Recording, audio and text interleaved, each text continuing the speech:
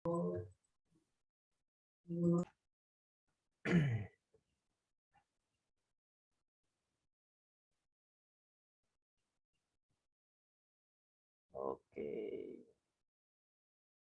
Saya share screen ya. Oke, udah kelihatan teman-teman ya. Oke, jadi seperti biasa ketika kita baru mulai sesi ini, kita akan ngobrol-ngobrol dulu tentang dietnya teman-teman ya. Jadi supaya teman-teman bisa lebih tahu lagi, mungkin teman-teman ada yang kelewatan atau belum sempat belajar, gitu ya, sebelum sempat mempelajari, kita belajar lagi tentang dietnya. Jadi dietnya ini sederhana, nanti akan saya bahas tentang 2 pola dietnya. Gitu. Terus kemudian kalau nanti ada yang teman-teman ada yang ditanyakan, langsung aja bisa chat di bawah, atau misalkan kalau mau ngomong langsung di unmute boleh, atau mau kalau ingin ngobrol nanti saya unmute ya, dari sini juga bisa gitu ya. Jadi siapa nanti mau raise hand, saya unmute gitu ya. Saya unmute boleh, atau mau chat juga boleh.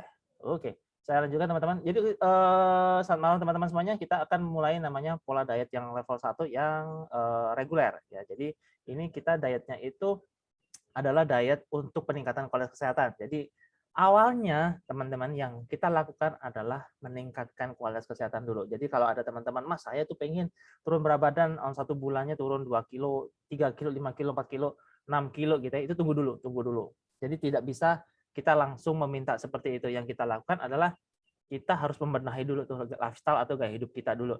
Kenapa? Karena kita itu selama berbulan-bulan atau bertahun-tahun lamanya yang sebelumnya itu, misalkan mungkin 10 tahun yang lalu, 5 tahun yang lalu, mulai 5 tahun, mulai 10 tahun yang lalu, kita itu memiliki pola hidup yang mungkin kurang benar ya, mungkin kurang maksimal atau bagaimana, sehingga terjadilah kondisi tubuh kita yang saat ini. Ya, ini jangan lupa teman-teman namanya di rename sesuai dengan nama kotak ya. Jadi nama depan, nama panggilan, belakang adalah nama kotaknya supaya saya bisa lihat gitu ya. Nah, jadi yang kita lakukan adalah dengan membenahi gaya hidupnya dulu. Jadi jangan kita langsung meminta apa yang, oh Mas berat badan saya pengen turun sekian, tuh nggak bisa teman-teman ya. Kalau teman-teman langsung fokus ke angka itu, meskipun itu berhasil, tidak akan berlangsung cukup lama, atau akan sangat berisiko teman-teman meningkatkan kadar stresnya. Karena apa? Karena kita terlalu berpatok sama angka, sedangkan tubuh kita itu tidak bisa kalau langsung kita kejar dengan menggunakan angka. Nah, kata kunci yang pertama yang ingin saya sampaikan kepada teman-teman adalah food is not only about fuel. Jadi makanan itu bukan hanya tentang kalori, makanan itu bukan hanya tentang energi, dan makanan itu bukan hanya tentang porsi ya. Jadi kalau teman-teman melihat, Mas, makanan ini kalorinya berapa, makanan ini karbonya berapa, makanan ini kandungan energinya berapa, itu tidak akan pernah saya bahas.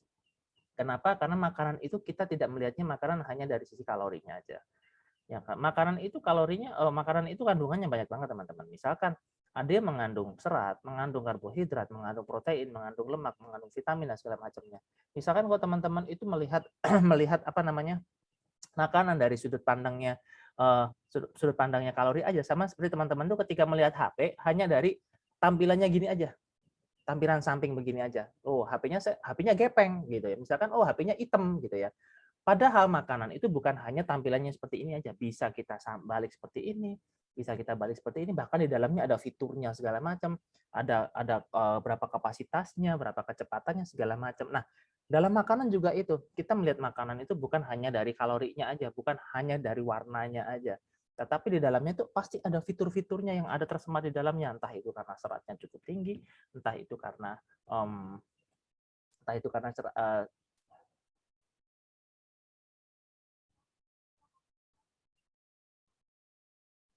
entah itu seratnya yang cukup tinggi, entah itu dia mengandung proteinnya, entah dia itu mengandung lemak yang sehat dan segala macamnya. Intinya adalah makanan yang kita konsumsi itu memiliki banyak sekali manfaat yang akan kita fokuskan ya. Oke. Terus kemudian jika tubuh kita itu mengalami kegemukan atau kadar lemak yang berlebih, artinya asupan kompleks untuk tubuh kita itu tidak seimbang. Ya. Jadi yang kata kuncinya adalah menyeimbangkan teman-teman. Jadi bukan mengurangi makanan. Bahkan untuk teman-teman yang mengalami overweight atau mengalami obesitas itu 80% lebih orang yang mengalami overweight atau obesitas itu dia mengalami kekurangan gizi. Ya, jadi jangan salah. Jadi ketika orang-orang itu mengalami kelebihan berat badan, itu bukan melulu mereka kelebihan gizi, enggak. Sebenarnya orang yang obesitas itu atau kelebihan berat badan itu mereka sebenarnya kekurangan gizi. Benar, kekurangan gizi. Jadi kalorinya dia kebanyakan mungkin ya. Kalorinya dia kebanyakan, karbohidratnya dia kebanyakan. Tetapi bagaimana dengan gizi yang lainnya? Misalkan dengan proteinnya, bagaimana dengan lemak sehatnya, bagaimana dengan seratnya, bagaimana dengan vitamin-vitamin yang lainnya. Apakah terpenuhi? Belum juga. Belum tentu juga. Proteinnya terpenuhi? Belum tentu juga. Lemak sehatnya terpenuhi? Belum tentu juga. Seratnya, vitaminnya belum tentu juga. Artinya sebenarnya orang yang mengalami kegemukan itu adalah orang yang mengalami kekurangan gizi, orang yang mengalami malnutrition. Maka ketika orang yang dia itu mengalami malnutrisi, terus kemudian kita kurangi makannya, apa yang terjadi? Dia akan memiliki masalah kesehatan. Jadi kalau ada orang yang dia kegemukan, terus kemudian makannya dikurangi, mungkin 1 minggu, 2 minggu, 3 minggu nggak ada masalah. Tetapi setelah berminggu-minggu kemudian, dia akan muncul masalah yang baru. Ya, jadi dalam diet itu adalah kita tidak mengurangi makanan, kita tidak mengurangi nutrisi atau gizinya. Yang kita tingkatkan adalah tingkatkan nutrisi atau gizi yang ada pada makanan. Jika kalau ada makanan atau gizi atau nutrisi yang kurang, maka kita tambahkan makanannya. Tapi kalau itu ada yang berlebih, maka kita sesuaikan, teman-teman ya. Nah, ini adalah kandungan makronutrients. Makronutrients itu berarti apapun yang kita konsumsi semuanya itu mengandung ini, kecuali air putih atau teh tawar. Jadi misalkan, Mas, saya nggak makan nasi ya. Nah, nasi kan karbohidrat. Mas, saya nggak makan nasi, saya mengkonsumsi sayur-sayuran dan buah-buahan. Apa yang terjadi? Sama aja, kita mengkonsumsi karbohidrat dari buah-buahan dan sayur. Sayur dan buah-buahan ini termasuk dalam kategori karbohidrat. Ya, jadi misalkan kita nggak makan nasi, tetapi kita konsumsi buah-buahan atau konsumsi sayur-sayuran, maka itu sama saja. Sama saja kita juga mengkonsumsi karbohidrat. Atau misalkan begini, Mas, saya nggak makan nasi, nggak makan sayur. Mas, saya nggak makan nasi dan nggak makan buah-buahan, tetapi saya mengkonsumsi tahu tempe, ayam, dan daging. Apakah bisa untuk aktivitas sehari-hari? Sangat bisa. Kenapa? Karena pada dasarnya 1 gram karbohidrat dan protein itu kalorinya sama atau energinya sama. Artinya kalau kita nggak makan nasi pun selama berhari-hari, berminggu-minggu, berbulan-bulan, nggak ada masalah. Nggak ada masalah. Karena apa? Karena kita mendapatkan energi. Orang yang makan nasi itu hanya di Asia Tenggara aja. Kalau kita lihat teman-teman yang di Eropa, teman-teman yang ada di Australia, teman-teman yang ada di US gitu ya, sangat sedikit mereka yang mengkonsumsi nasi untuk kesehari-harinya. Mereka mengkonsumsi banyak dari hewani juga, mengkonsumsi dari sayur-sayuran. Jadi nasi itu adalah salah satu sumber karbohidrat, tetapi bukan berarti itu satu-satunya sumber karbohidrat. Ya, bukan berarti, Mas, saya kalau pagi nggak bisa nggak makan nasi, bukan seperti itu. Kalau teman-teman pagi itu mau mengkonsumsi karbohidrat, boleh, bisa, tapi tidak harus nasi. Artinya teman-teman bisa mengkonsumsi dari buah-buahan, bisa dari oats, bisa dari roti gandum, bisa, tapi tidak harus nasi. Itu yang harus ada di mindset kita, bahwa sumber energi itu yang untuk aktivitas sehari-hari kita itu bukan hanya dari nasi. Dan bukan hanya dari karbohidrat. Kita mengkonsumsi protein pun juga bisa memberikan energi kepada kita. Dan yang ketiga, energi yang ada pada lemak atau fats. Ya. Lemak atau fats itu dia memiliki kalori lebih tinggi. Makanya kalau kita mengkonsumsi makanan yang digoreng, yang berminyak gitu ya, kalorinya naik hingga 2 kali lipat tuh. Lebih banyak. Itulah kenapa sebenarnya makanan yang berminyak, makanan yang digoreng atau makanan yang berlemak itu sebenarnya bukan hal yang bukan sesuatu hal makanan yang benar-benar harus dihindari. Bisa kita kurangi, tetap bisa kita konsumsi, tetapi kita atur. Artinya nggak setiap saat kita makan gorengan, setiap saat kita mengkonsumsi yang berminyak, nggak. Tetap kita bisa mengkonsumsi makanan yang berlemak. Makanan yang berlemak dari mana? Makanannya lemak yang berlemak sehat misalkan. Dari mana? Dari ada satunya namanya alpukat. Ada namanya yang kedua itu chia seed. Ada yang ketiga itu kita bisa dapatkan dari yang kuning telur, kalau tidak terlalu banyak itu juga cukup menyehatkan karena kuning telur itu sangat bagus. Terus kemudian ada yang kayak dari susu almond, ada yang dari salmon, itu juga mengandung lemak-lemak yang sehat gitu teman-teman ya. Jadi semua yang kita konsumsi itu sebenarnya dia mengandung energi. Jadi misalkan kita nggak makan nasi, tetapi kita mengkonsumsi sayuran atau buah-buahan, ya sama aja kita mendapatkan energi dari karbohidrat. Atau misalkan saya, Mas, nggak makan, seharian ini saya nggak makan nasi, sehari ini saya makan telur, ayam, sama ikan, sama tahu, tempe, apakah bisa untuk berhari-hari, berminggu-minggu, berbulan-bulan? Sangat bisa. Karena dari lauk-lauk yang kita konsumsi itu dia mengandung karbohidrat, dia mengandung protein, dan dia mengandung lemak juga. Dia mengandung kalori. Nah, apa yang terjadi kalau kita misalkan begini, teman-teman, mengkonsumsi nasi goreng? Nasinya dari karbohidrat, terus kemudian proteinnya ada dari nasi goreng itu biasanya ada telur, ada sosis, ada bakso ikan, ada ayam, ada telur, terus kemudian ada potongan ayam gitu ya, dia mengandung protein, terus kemudian digoreng lagi. Sudah ada karbohidratnya, ada proteinnya, ada lemaknya. Apa yang terjadi? kalorinya terlalu banyak. Nah, itulah kenapa sebaiknya kita mengkonsumsi makanan itu tidak langsung semuanya dalam satu kali makan. Jadi tidak langsung makan karbohidrat, protein, dan lemak dalam sekali makan. Ada kalanya kita namanya mengatur asupan yang kita konsumsi. Dua variabel utama yang saya ajarkan kepada teman-teman dalam menyeimbangkan asupan untuk menurunkan berat badan adalah yang pertama, mengatur waktunya. Jadi kapan sih kita mengkonsumsi makanan yang bagus itu? Waktunya, timingnya. Kemudian yang kedua itu mengatur kombinasi bahan makanannya. Kombinasi bahan makanan berarti apa yang akan kita konsumsi di pagi hari, di siang hari, dan makan malam hari, apa aja kombinasinya supaya bisa kita maksimalkan dengan metabolisme tubuh kita. Nah, waktunya kita bagi menjadi 3, teman-teman. Yang pertama adalah sarapan, yang kedua makan siang, yang ketiga makan malam. Ini akan saya jelaskan satu-satu. Yang pertama adalah yang di sarapan. Sarapan, apa yang kita konsumsi? Apakah kita makan nasi yang banyak, Mas? Apakah kita makan nasi pecel atau misalkan kita makan nasi goreng, nasi padang, nasi segala macam gitu? Enggak. Yang di pagi hari kita maksimalkan asupan yang dari probiotik dan prebiotik. Probiotik dan prebiotik ini adalah makanan yang kita konsumsi yang paling bagus kita konsumsi saat perut kosong. Apa sih probiotik? Probiotik itu adalah makanan atau minuman yang dia mengandung bakteri-bakteri baik. Bakteri-bakteri baik. Jadi hasil olahan fermentasi yang dia mengandung bakteri lactobacillus.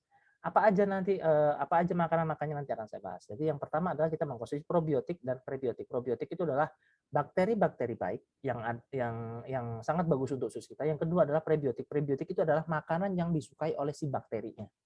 Jadi probiotik itu adalah bakteri-bakteri bagusnya yang sangat menyehatkan untuk usus kita. Yang kedua adalah prebiotik. Prebiotik itu disukai oleh si bakteri-bakterinya. Kenapa? Karena probiotik dan prebiotik itu sebagai nutrisi utama pada sistem cerna kita, terutama di usus.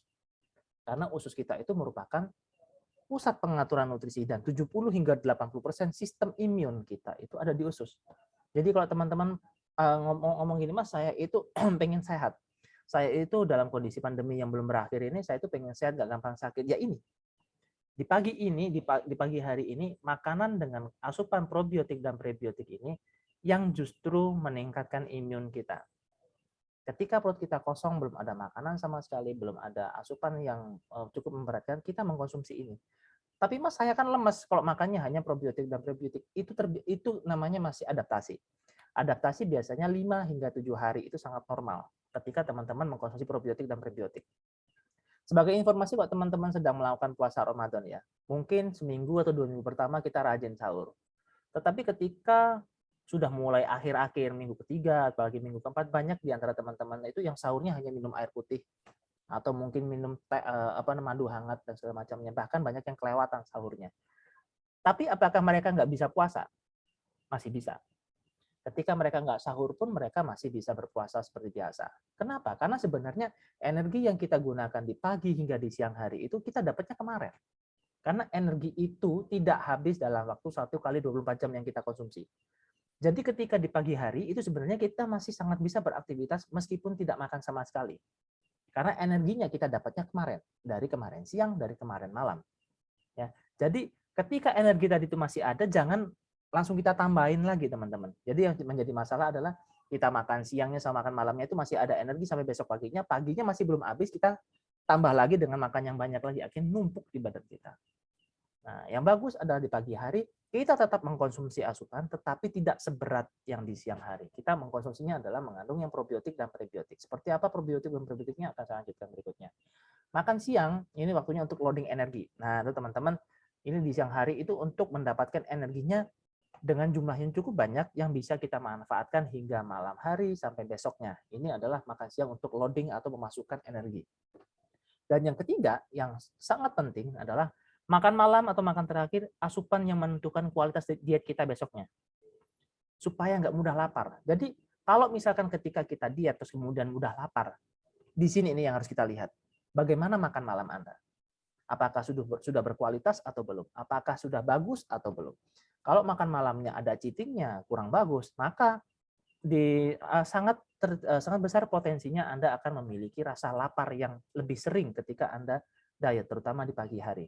Sehingga di pagi hari ketika Anda sangat lapar, sarapannya Anda menjadi lebih tidak terkontrol. Jadi kualitas diet Anda sangat dipengaruhi oleh makan malam. Jadi misalkan besok diet saya bagaimana? itu ditentukan oleh makan malam Anda hari ini. Seperti apa makan malamnya. Jadi 3 itu teman-teman siklusnya. Yang pagi itu adalah untuk probiotik dan prebiotik, meningkatkan imun dan meningkatkan kualitas kesehatan kita di dalam pencernaan. Di siang hari kita loading untuk energi, memasukkan energinya. Dan yang ketiga itu menentukan kualitas dietnya kita besok. Apakah diet kita itu besok itu bagus atau enggak ditentukan oleh makan malamnya ini. Dan tentunya kalau makan malamnya ini bagus, kita akan menjadi recovery-nya tidak gampang capek, jadi lebih cepat hilang capek-capeknya, terus kemudian bangun tidur kita menjadi lebih fresh, lebih segar, sehingga lebih aktif, lebih nyaman untuk aktivitas. Nah, apa aja makanannya, kombinasinya? Yang pertama, di pagi hari itu kita kombinasikan buah ditambah yogurt atau Yakult, bisa ditambah dengan oats. Buah-buahan termasuk dalam kategori prebiotik. Prebiotik itu adalah yang disukai oleh si bakterinya. Bakterinya kita dapatkan dari mana? Bakterinya kita dapatkan dari fermentasi, yaitu dari yogurt atau Yakult. Itu dia mengandung bakteri-bakteri baik, yaitu bakteri-bakteri lactobacillus. Terus kemudian, supaya lebih kenyang, itu bisa ditambah oats. Ini tergantung ya. Kalau teman-teman itu ada yang memiliki latar belakang kolesterolnya agak tinggi, oats itu sangat saya sarankan dikonsumsi atau wajib. Tetapi kalau teman-teman tidak ada keluhan untuk kolesterol, tidak ada keluhan tensi, tidak ada keluhan masalah jantung, oats itu hanya tambahan aja, silakan. Supaya lebih kenyang bisa menggunakan oats. Nah, buah merupakan prebiotik, yogurt atau Yakult merupakan probiotik. Nah, oats merupakan sumber seratnya. Nah, ini kombinasi ini yang sangat bagus kita konsumsi di pagi hari. Atau kalau teman-teman mengkonsumsi buah-buahan aja juga boleh. Karena buah-buahan dia mengandung serat dan buah-buahan termasuk kategori prebiotik.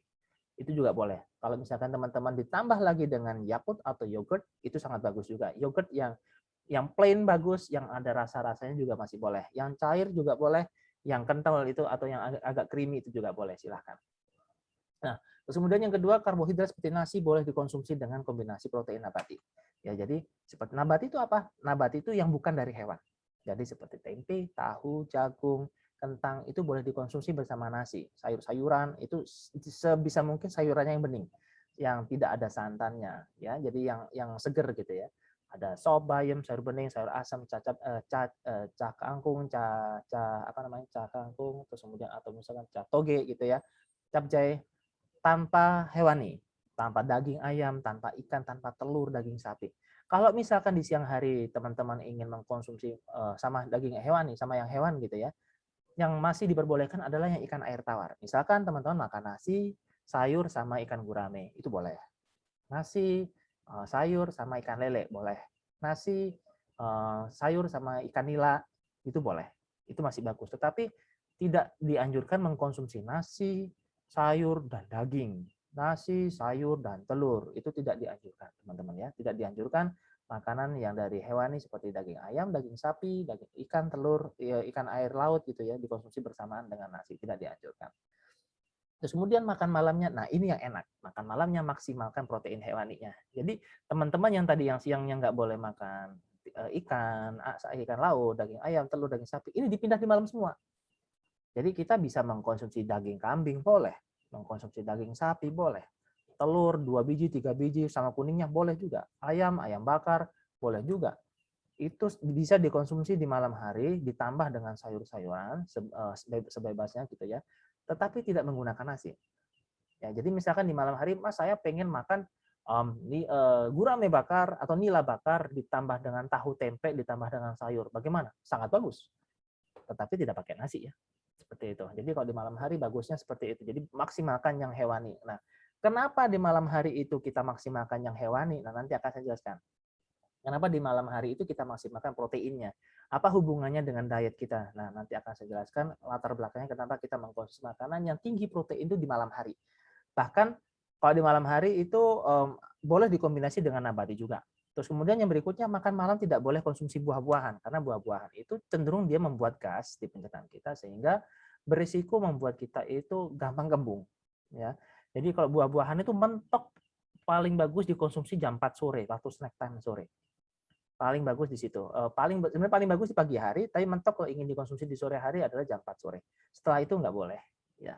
Jadi dibanyakin di pagi hari sangat bagus. Terus kemudian makan malam, kalau dirasa asupannya atau nutrisi atau gizinya dari makanannya kurang banyak begitu, atau dari proteinnya kurang maksimal, sangat diperbolehkan mengkonsumsi whey protein. Whey protein itu seperti susu yang sudah mulai proses panjang begitu ya, sehingga dia kandungan laktosanya sangat rendah, kolesterolnya rendah, lemaknya rendah, gulanya juga sangat rendah, tetapi proteinnya sangat tinggi. Nah, ini sangat membantu kita, apalagi untuk teman-teman yang sedang memulai diet, sedang fase transisi dari pola diet yang sebelumnya belum diet, kemudian ke pola diet yang baru. Supaya biasanya kalau teman-teman kan ada namanya, saya baru mulai diet mas, agak pusing-pusing, agak lemas. Nah, ini fungsinya yang whey protein itu untuk membantu teman-teman mengurangi rasa pusing atau lemasnya itu.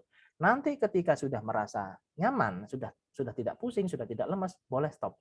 Jadi dia fungsinya hanya membantu atau bisa menggantikan makan malam, itu juga bisa, teman-teman ya. Berikutnya, ini adalah polanya prebiotik, probiotik itu di pagi hari, terus kemudian kalau misalkan di pagi hari ada snack time-nya bagaimana mas? Boleh. Jadi misalkan jam 10, jam 10 masih agak lapar gitu ya, bisa mengkonsumsi buah yang sama di pagi harinya. Nggak masalah. Misalkan di pagi harinya Anda mengkonsumsi pisang dan pepaya, terus kemudian ditambah di atas dikasih yogurt begitu ya. Jam 10 Anda lapar, boleh mengkonsumsi pisang lagi atau pepaya lagi. Nggak apa-apa. Baru nanti jam 12-nya atau jam 1-nya Anda makan siang. Nah, sorenya mas saya lapar sorenya karena masih belum terbiasa dietnya. Boleh juga mengkonsumsi snack atau mengkonsumsi buah yang sama seperti di pagi hari kayak pisang, boleh juga. Atau ingin mengkonsumsi snack yang lainnya, misalkan konsumsinya misalkan edamame rebus boleh, singkong rebus boleh, terus kemudian pisang rebus boleh. Sebisa mungkin untuk snacknya teman-teman gunakan snack yang alami. Jadi bukan yang kayak cookies, kue, itu jangan. Karena apa? Karena dia mengandung trans fat. Jadi makanan olahan tepung, ya saya garis bawahi teman-teman ya, makanan atau snack yang mengandung tepung, itu selain dia mengandung kalori yang tinggi, dia mengandung trans fat atau lemak trans. Itu berpotensi meningkatkan kolesterol di dalam tubuh kita. Jadi sebenarnya begini, lemak itu ada 3 yang paling sering kita ketahui ya. Sebenarnya banyak sih, cuman saya akan kelompokkan menjadi 3. Yang pertama adalah lemak tidak jenuh. Yang kedua adalah lemak jenuh. Yang ketiga adalah lemak trans atau trans fat. Lemak tidak jenuh apa? Lemak tidak jenuh adalah lemak-lemak yang sehat seperti buah alpukat, ya. Terus kemudian ikan salmon gitu ya. Terus kemudian ada namanya chia seed. Itu adalah lemak-lemak yang sehat. Dia meningkatkan HDL atau high density lipoprotein atau kolesterol bagus di tubuh kita. Ketika kita mengkonsumsi itu, kolesterol di tubuh kita yang bagus kita tambah. Itu yang lemak yang sehat atau lemak yang tidak jenuh. Yang kedua ada lemak jenuh. Lemak jenuh itu dari mana? Lemak jenuh itu kita dapatkan dari biasanya makanan-makanan hewani yang fatty. Misalkan dari daging merah yang ada lemaknya. Atau misalkan kuning telur. Dia mengandung kolesterol. Dia mengandung lemak jenuhnya. Jadi kayak kuning telur, kayak daging kambing, daging sapi, dia mengandung kolesterol. Tetapi meskipun dia dalam kategori lemak jenuh, dia mengandung gizi yang lainnya. Ada mengandung vitamin A, ada mengandung vitamin D, vitamin E, vitamin K, zinc, bahkan proteinnya juga cukup tinggi, zat besi, kayak hati sapi itu kolesterolnya juga tinggi, tetapi dia mengandung zat besi yang cukup tinggi, gizinya atau nutrisinya sangat bagus, sangat lengkap. Tetapi kolesterolnya cukup tinggi. Nah, itu masih lebih bagus, teman-teman, daripada yang ketiga. Yang ketiga itu trans fat. Trans fat itu apa? Trans fat itu adalah makanan yang dia mengandung lemak trans yang lemaknya sangat tinggi, dan dia itu tidak memiliki nutrisi atau gizi yang lainnya. Dia hanya memiliki lemak tinggi, gula yang tinggi. Apa? Yaitu cookies, kue kering, kue toplesan, kue jajanan anak-anak, biskuit. Itu dia mengandung kalorinya tinggi, lemak transnya tinggi. Itulah kenapa sebenarnya ya, protein hewani yang dia mengandung lemak itu jauh lebih bagus daripada biskuit. Jadi yang kita konsumsi, misalkan kita lebih bagus konsumsi daging sate kambing daripada kita mengkonsumsi cookies toples lebaran. Itu ya, teman-temannya. Karena cookies toples lebaran itu dia termasuk empty carbs, empty calories. Dia memiliki kalori tinggi, dia memiliki trans fat tinggi, tapi dia tidak memiliki serat, tidak memiliki nutrisi, tidak memiliki vitamin sama sekali. Sedangkan yang dari hewani, meskipun dia berlemak, kuning telur misalkan, dia mengandung kolesterol, dia memang kolesterolnya cukup tinggi, tetapi nutrisi yang lainnya sangat bagus. Ada vitamin A, vitamin D, vitamin E, vitamin K, zinc, terus kemudian ada namanya zat besi dan segala macamnya. Itu ya. Jadi teman-teman, snack time atau makanan yang lainnya kita pilih yang sealami mungkin. Jadi daripada kita instead of kita mengkonsumsi apa namanya empek-empek gitu ya, lebih baik kita makan ikannya aja utuh. Karena kalau empek-empek itu yang bertepung, dia akan memiliki trans fat. Atau daripada kita mengkonsumsi bakso sapi yang katanya bakso dari sapi, lebih baik kita konsumsi sapinya yang utuh, bukan sapi hewannya utuh ya, tapi daging utuh gitu ya. Jadi dagingnya yang utuh, jadi bukan dicampur-campur udah olah lagi menggunakan tepung. Daripada kita konsumsi namanya cimol, daripada kita konsumsi namanya bakwan, cimol, terus kemudian cireng, terus kemudian ada namanya batagor, siomay, kita mending kita beli ayam bakar bagus, ikan bakar bagus, atau paling itu paling minim ceplok telur gitu ya, telur dadar atau telur rebus itu malah lebih bagus daripada kita konsumsi cireng dan segala macamnya. Apakah cireng nggak boleh Mas? Boleh, tetapi jangan setiap hari. Artinya ya paling nggak seminggu sekali lah, siomay seminggu sekali lah gitu ya. Jadi sebagai obat pengen biar nggak ngiler gitu ya, biar nggak terlalu pengen gitu ya. Nah ini kenapa protein itu sangat bagus kita maksimalkan di malam hari ya. Jadi protein itu sebagai sumber energi alternatif pengganti karbo. Seperti yang saya jelaskan di awal bahwa 1 gram protein itu mengandung 4 kilokalori energi seperti karbohidrat. Jadi artinya misalkan kita makan malam hari tidak mengkonsumsi karbohidrat, tidak mengkonsumsi nasi. Apakah bisa? Sangat bisa. Energinya karena yang kita dapatkan dari protein juga besar. Sama besarnya. Jadi 100 gram, katakanlah 100 gram daging ayam dan 100 gram nasi, itu kalorinya sama. Tetapi kalau yang dari ayam itu gizinya lebih banyak, nutrisinya lebih banyak, proteinnya tinggi gitu kan. Terus seratnya juga bagus, ada vitamin-vitamin yang lainnya gitu ya. Itu yang kita dapatkan di malam kalau kita dapatkan dari protein dari hewani. Terus kemudian yang kedua, mengontrol hormon grelin atau hormon lapar. Jadi kalau yang kita makan malam, Pak Kori menyampaikan pesan acara. Jadi misalkan begini ya, ini ada namanya ini adalah hormon ini kertas ya, bukan tisu ya, bukan tisu. Ini kertas. Ini ada namanya hormon lapar. Terus kemudian sorry. Ini adalah hormon yang kecil aja. Ini adalah hormon lapar, ini adalah hormon kenyang ya. Ketika kita mengkonsumsi makanan yang tinggi karbohidrat teman-teman ya. Malam hari kita mengkonsumsi makanan tinggi karbohidrat misalkan seperti nasi goreng, misalkan kayak bakso itu kan karbohidratnya tinggi kan dari tepung gitu ya. Terus kemudian bakmi gitu ya. Bakmi kan juga mengandung karbohidrat. Hormon lapar ini atau hormon grelin dia akan naik lebih tinggi. Ketika kita mengkonsumsi makanan yang tinggi karbohidrat atau tinggi gula, kayak konsumsi yang manis juga gitu ya, hormon lapar dia naik lebih tinggi. Hormon kenyang dia turun. Yang terjadi apa? Yang terjadi kita akan memiliki rasa lapar yang lebih sering. Jadi malam hari nanti kita pengen nyemil, pagi hari bangun besoknya itu laparnya udah lapar banget gitu ya, udah laparnya craving banget. Tetapi kalau kita balik, kita mengkonsumsi makanan yang tinggi protein di malam hari, itu yang terjadi adalah kita ketika mengkonsumsi makanan yang tinggi protein, hormon laparnya dia turun, hormon kenyangnya dia naik. Nah, artinya apa? Ketika kita mengkonsumsi makanan yang tinggi protein, kita akan memiliki rasa kenyangnya lebih lama, lebih awet. Jadi makanya ini makan malam yang tinggi protein itu berpengaruh terhadap pola diet kita di besoknya. Apakah besok itu kita gampang lapar atau enggak, itu tergantung dari apa yang kita konsumsi besok malam harinya. Kalau malam harinya kita proteinnya bagus, kita dapat dari telur, kita dapat dari ikan, kita dapat dari ayam, kita dapat dari daging gitu ya. Kita dapat dari tahu, tempe juga. Maka besoknya paginya kita waktu sarapan tidak akan terlalu craving, tidak akan terlalu banyak makannya. Jadi makanya hanya di pagi hari seperlunya aja yang dibutuhkan oleh usus kita.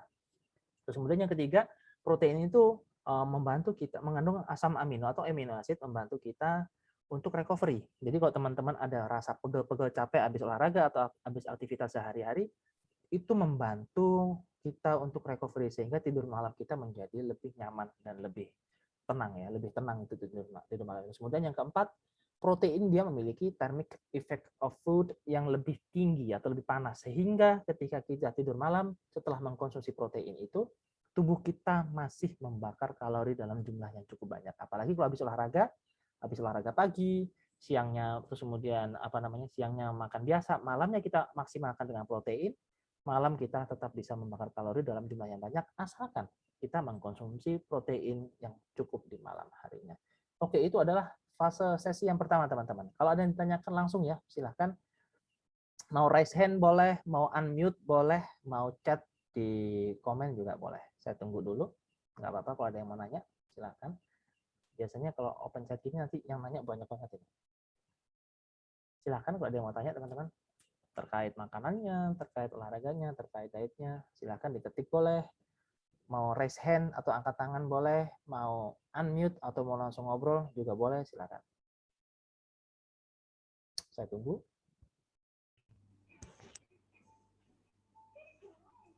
Ya Ibu. Selamat malam. Malam, saya? Ya Bu, ya Bu. Oke, malam Mas Didit. Saya dengan Suryani. Ya, Saya Bu Suryani.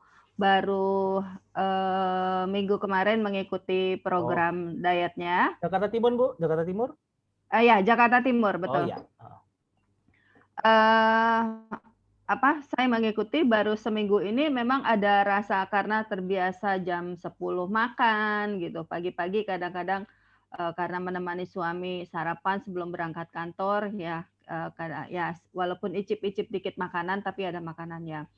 Terus saya hari ini karena saya menderita stroke ringan sebelumnya dan saya ke dokter disarankan untuk tidak makan kuning telur sama dokter. Tadi pagi pun saya kembali lagi ke dokter syaraf. Saya tidak disarankan untuk makan kuning telur karena kolesterol saya, padahal sudah membatasi makanan, kolesterol saya agak sedikit lebih tinggi dari normalnya. Di angka berapa Bu? Aduh tadi pagi berapa ya lupa saya kolesterolnya. Di atas 200 ya Bu? Iya, 221 rasanya. Oh ya, oke, lanjut. 221. Itu sementara kan tadi pembicaranya Mas Didit malam hari optimalkan untuk protein seperti telur boleh dengan kuningnya atau ayam ataupun ikan. Nah sementara kalau ikan saya bisa tolerir, ikan bisa saya tolerir. Nah untuk telurnya ini Mas Didit, saya masih otak saya masih confused ya. Apakah saya harus mengkonsumsi kuning telur sementara dokter menganjurkan saya tidak makan kuning telur seperti itu Mas Didit. Mohon arahannya Mas Didit. Terima kasih. Sama-sama Bu Suryani. Jadi kalau yang di malam hari itu kan sebenarnya yang dibutuhkan adalah proteinnya ya. Nah, kuning telur itu adalah lemaknya sebenarnya memang. Lemak tapi dia kalau kita dalam kondisi tubuh yang normal, tidak memiliki kolesterol yang tinggi, lemaknya itu bagus karena dia mengandung omega juga. Untuk nutrisi otak kita juga kan. Nah, cuman kalau ibu ada latar belakang sudah memiliki kolesterol yang cukup tinggi, ada 3 hal malah yang harus dilakukan. Yang pertama, ketika breakfast atau sarapan, tambah oats. Tambah oats ya, karena oats itu seratnya sangat bagus, itu membantu menurunkan kolesterol ibu. Terus ditambah dengan chia seed. Chia seed itu boleh di pagi hari sama ditambah di sore hari. Jadi chia seed itu biji chia direndam, nanti kalau sudah kecampur air jadi dia kayak telasih Bu. Nah, jadi biji chia itu dicampur di teh tawar atau madu hangat itu di pagi atau di sore hari ibu minum. Nah, itu dia mengandung lemak bagus. Supaya bisa mengimbangi LDL-nya kan. Kolesterol tinggi itu biasanya kan karena LDL-nya tinggi, HDL-nya rendah gitu kan. Nah, itu HDL-nya kita tinggiin tuh. HDL-nya lemak sehatnya kita tinggiin dari chia seed tadi itu kan dia termasuk dalam kategori lemak sehat ya. Nah, itu biar LDL-nya biar turun. Itu yang dari makanan. Terus kemudian yang kedua dari kuning telur ya. Dari kuning telurnya itu sebenarnya begini, tentatif. Karena yang sumber protein itu bukan dari kuning telurnya, sumber proteinnya itu dari putih telur. Putih telur. Ya, putih telur. Jadi proteinnya itu dari putih telur, kuning telurnya dia mengandung lemak, kolesterol, tetapi dia mengandung omega, vitamin dan segala macam. Cuman untuk orang yang memiliki latar belakang dia kolesterolnya tinggi, kuning telurnya itu boleh stop sama sekali atau mungkin dikurangi. Misalkan begini, kalau ibu latar belakangnya kenapa boleh dikonsumsi kuning telurnya adalah latar belakangnya karena secara sayang begitu ya, kalau dibuang begitu kan sayang. Tetapi kalau ibu ada kondisi seperti itu maka kuning telurnya sebaiknya disisihkan. Putih jadi telurnya aja. Ya, jadi ibu konsumsi putih telurnya bisa 3 atau 4 itu boleh tanpa kuning. Di malam hari ya, di malam hari. Makan terakhir. Jadi bukan harus di malam, tapi di makan terakhir. Jadi ibu mau konsumsi 4, 5 nggak apa-apa, karena putih telurnya kan sedikit, nggak begitu banyak gitu kan. Kalau hanya 2 nggak kenyang Bu. Iya, kan campur ikan. Yang bikin kekhawatiran itu kuning telurnya. Ada teman-teman yang begini, ketika kolesterolnya sudah mulai turun, kuning telurnya masih dikonsumsi tapi hanya 1. Jadi 5-1. 5 putih telur, 1 kuning telur. Ada yang seperti itu. Ada yang karena dia khawatir sama sekali kuning telurnya nggak dikonsumsi juga boleh. Kalau ibu dekat rumah saya kuning telurnya saya makan aja nggak apa-apa. Sayang soalnya. Karena tetap Ya. kita sebenarnya kuning telur itu dia sumber ada kolesterol ya. Tetapi nutrisinya banyak Bu sebenarnya. Makanya sebisa mungkin kalau kita nanti sudah memiliki kolesterol yang cukup normal, jangan dihindari kuning telurnya. Karena apa? Karena kita kan bertambah usia nanti ya, pengennya daya ingat kita kan tetap kuat gitu kan. Ya. Dan salah satu nutrisi dari kuning telur itu adalah omega. Omega itu untuk membantu daya ingat kita lebih kuat. Gitu. Atau bisa menjaga tidak gampang supaya ingat terus gitulah. Nah, jadi jangan sampai kita nanti sudah normal kolesterolnya terus kemudian benar-benar stop gitu. Jangan, kita masih membutuhkan nutrisi atau gizi dari makanan-makanan yang utuh tadi itu. Terus kemudian olahraganya jalan kaki ya Bu ya. Jalan kaki masih oke kan Bu? Halo Bu Suryani? Menghilang beliau. Oke, saya ganti dulu ke Kak Arifah tadi, resen ya, Kak Arifah. Boleh di-unmute dulu nanti, habis ini teman-teman yang chat ya. Ya, Assalamualaikum warahmatullahi wabarakatuh. Waalaikumsalam. Perkenalkan saya Arifah dari Jogja, Ya. baru join tadi ya. Oh iya Kak Arifah. Ya. Iya, sebenarnya saya selama ini kan sudah food combining ya Coach. Cuman memang nggak pernah olahraga gitu. Ya. Tapi selama ini untuk buah-buahan itu kalau pagi saya jus gitu, kadang dikombinasi jus itu gimana Coach?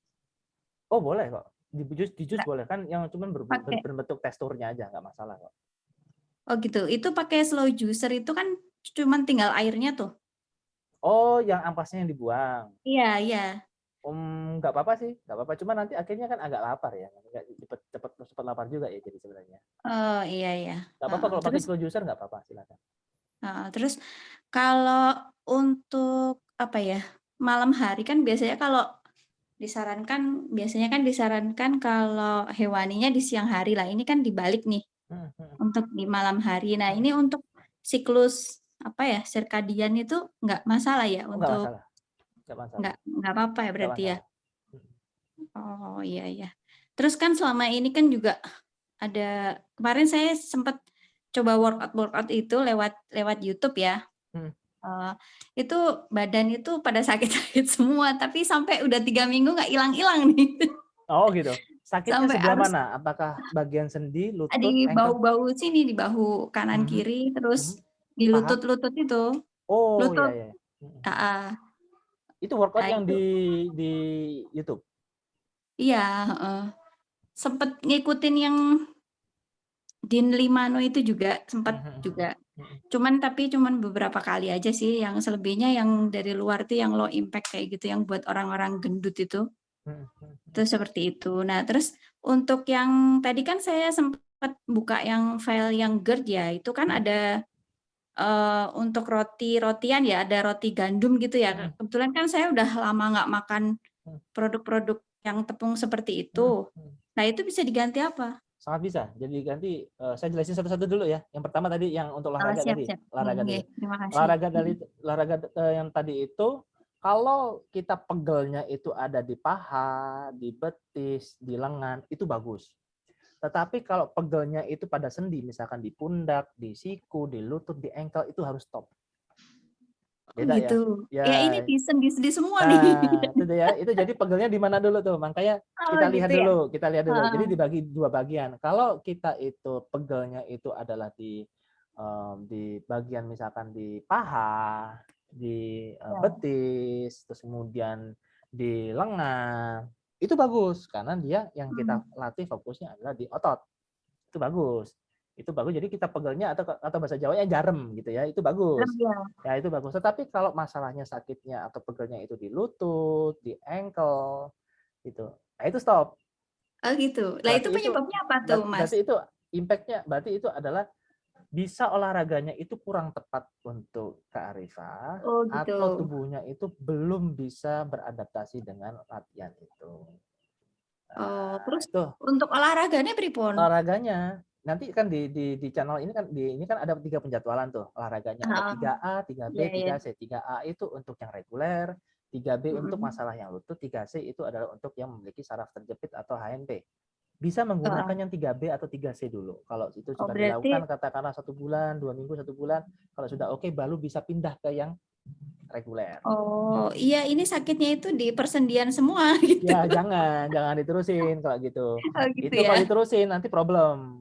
Oh iya iya Nah, iya. ya jadi makanya pegelnya di mana? Kita telah dulu tuh pegelnya di mana? Apakah di sendi atau bukan? Kalau di sendi, stop.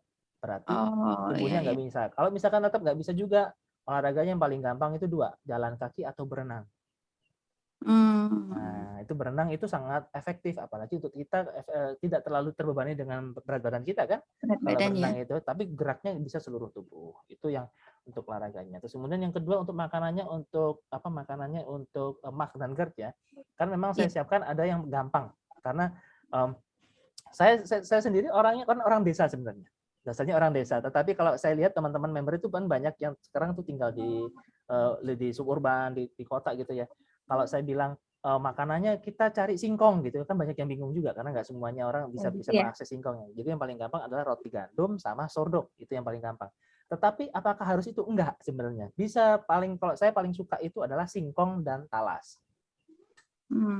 Kalau talas di sini susah di Jogja. Nah, betul. Ada. Makanya kan saya nggak bilang di situ. Iya, iya.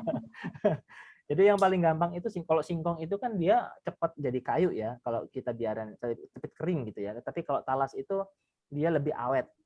Jadi kita dapatnya hari ini dimasak minggu depan masih oke. Tapi kalau singkong kita dapatnya hari ini maksimal besok lusa itu harus sudah diolah. Nah, itu untuk alternatifnya. Untuk kalau yang mah itu jangan sampai ubi kayak ubi jalar kayak telo gitu Ubi, jangan. ubi Itu Cilembu itu nggak boleh? jangan, itu malah kembung Oh nanti. gitu. Jadi yang umbi-umbian yang bagus untuk mah itu yang paling aman 2, singkong dan talas. Oh malah singkong. Iya. Ya kalau saya itu sebenarnya alarm untuk rasa perut lapar itu nggak ngerasain gitu Mas. Jadi yang langsung saya rasain tuh langsung sakit kepala. Jadi kalau misalnya jadi kalau telat makan itu udah keliangan. Sini atau sini? Belakang? Bingung rasainnya Oh semuanya. gitu, bingung. Okay. Dulu sempat ini ke Rumah Sakit Persahabatan itu di Rawamangun sampai ke dokter saraf, tapi cuman kayaknya sih keluhannya ada di pencernaan gitu. Terus Kemungkinan akhirnya kok saya sampai stop. ada vertigo kayak agak pusing kanan kiri gitu, ada vertigo nggak? Sempat sekali sih Copit, terus enggak, cuman Kalau sebentar banget. vertigo Gitu. itu ada potensi dari GERD biasanya Kak. Tapi cuman sebentar banget waktu itu pernah, terus udah enggak lagi. Cuman lebih ke keliangan gitu. Keliangan. Kalau kekeliangan bisa ketika kekurangan gula, bisa kekurangan juga bisa. Oh, iya. Ya, bisa kekurangan nutrisi atau gizinya juga bisa sebenarnya. Oh iya, makanya tapi dimulai bertahap dulu ya, sih. nanti dimulai dietnya Gitu ya? reguler dulu ya, jadi jangan buru-buru. Oke. Ya, nggih, matur nuwun Mas. Sami-sami. Kak Mas Diana sebentar ya, ini saya coba balas teman-teman yang dari chat dulu sebentar. Habis ini Kak Mas Diana. Kak Maya dari Cikarang, Mas, boleh minum kopi pagi hari. Kalau Anda tidak memiliki masalah pencernaan, boleh kopi pagi. Tapi kopinya hitam ya, jangan yang sasetan ya. Jangan yang ada creamernya, ada gulanya gitu. Kopi hitam boleh, karena yang kita butuhkan kopinya bukan gulanya. Kalau bisa kopi hitam itu tanpa gula boleh, kalau pakai gula ya sebaiknya gula-gula kayak gula diabetasol atau gula-gula pemanis yang dari diabetasol atau stevia atau gula jagung. Bu Etin, izin Mas, kita kan makan nggak ditimbang ya seberapa banyak kita makannya. Yang kita hitung hanya nasinya, Bu. Nasinya hanya 5-7 sendok makan. Yang lainnya sayuran dan lauk itu tidak dihitung, tidak ditimbang. Jadi supaya kita bisa mempersepsikan bahwa kan yang paling sering itu kalau kita timbang-timbang semuanya nanti kan pusing juga nanti. Jadi yang kita fokuskan itu adalah mentransisikan dari nasi tadi itu ke lebih banyak sayur dan lauknya. Ya, jadi yang kita hitung hanya dari nasinya 5-7 sendok makan, yang lainnya untuk lauk dan sayurnya tidak dihitung. Mas Diana, ini pertanyaannya apakah sama? Yang di chat ini apa yang ditanyakan? Saya coba unmute dulu. Kak Mas Diana coba di-unmute dulu mic-nya. Oke. Ya. Selamat malam, Mas. Malam. Iya. Ini kan saya mau nanya tentang GERD sih sebenarnya. Jadi kan saya punya masalah GERD-nya udah lumayan lama ya, dari 2018. Itu yang paling ini saya nggak bisa kalau nggak makan nasi gitu loh. Padahal kalau makanan yang itu saya udah lama nggak makan kayak tepung-tepungan gitu kan. Tapi gara-gara seringnya makan nasinya kayak wajib banget. Kalau enggak tuh kayaknya pusing gitu loh, langsung kayak kambuh gitu, kayak mual gitu. Nah itu gimana ya saya mau ngurangin nasi? Saya pengen sih, ya kan karena saya ngelihat berat badan saya kok kayaknya stuck aja di 73 tuh karena makan nasi kayaknya, gara-gara makan nasi. Jadi pengen turun gitu loh, karena ada kolesterol juga kadang-kadang suka tinggi sih kalau makannya yang berminyak-minyak gitu. Konsumsi susu Sebenarnya sapi nggak? masalah Nggak. enggak konsumsi susu sama sekali, aku paling Yakult aja sih. Oh, kopi juga nggak ya? Enggak, kopi teh udah enggak sejak 2018 itulah masuk rumah sakit kena GERD GERD itu. itu ya. Atau ada konsumsi obat-obatan, Habis medication lain-lainnya? iya saya minum ini omeprazol paling kalau lagi mual itu. Sama saya Selain udah itu, minum rutin obat. selain OME, yang obat lainnya untuk kolesterol atau untuk tensi atau apa? Ada obat? Saya udah rutin minum obat darah tinggi sejak 2019. Jadi kayak keturunan juga kali ya. Jadi udah minum hipertensi setiap hari. Gitu, Mas.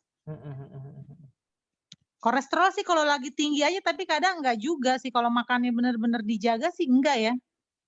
Iya, jadi gini, sebenarnya kan seperti yang saya jelaskan tadi ya, kolesterol itu sebenarnya kan bukan hanya dari itu, bukan hanya dari hewani, tetapi dari kita nyemil-nyemil itu juga banyak kolesterolnya.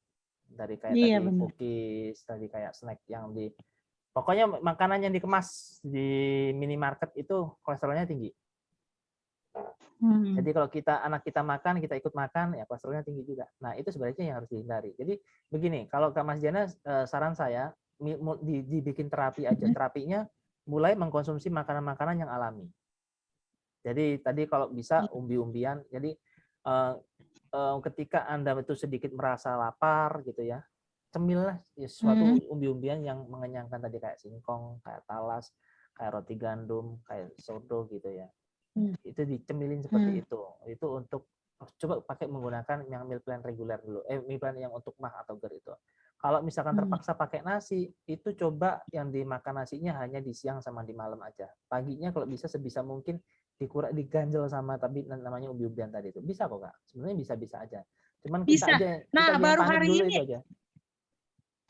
ya memang karena udah kena ini juga anxiety, Mas. Jadi kayak udah langsung kayak ketakutan. Apa ada konsumsi kayak obat anxiety juga?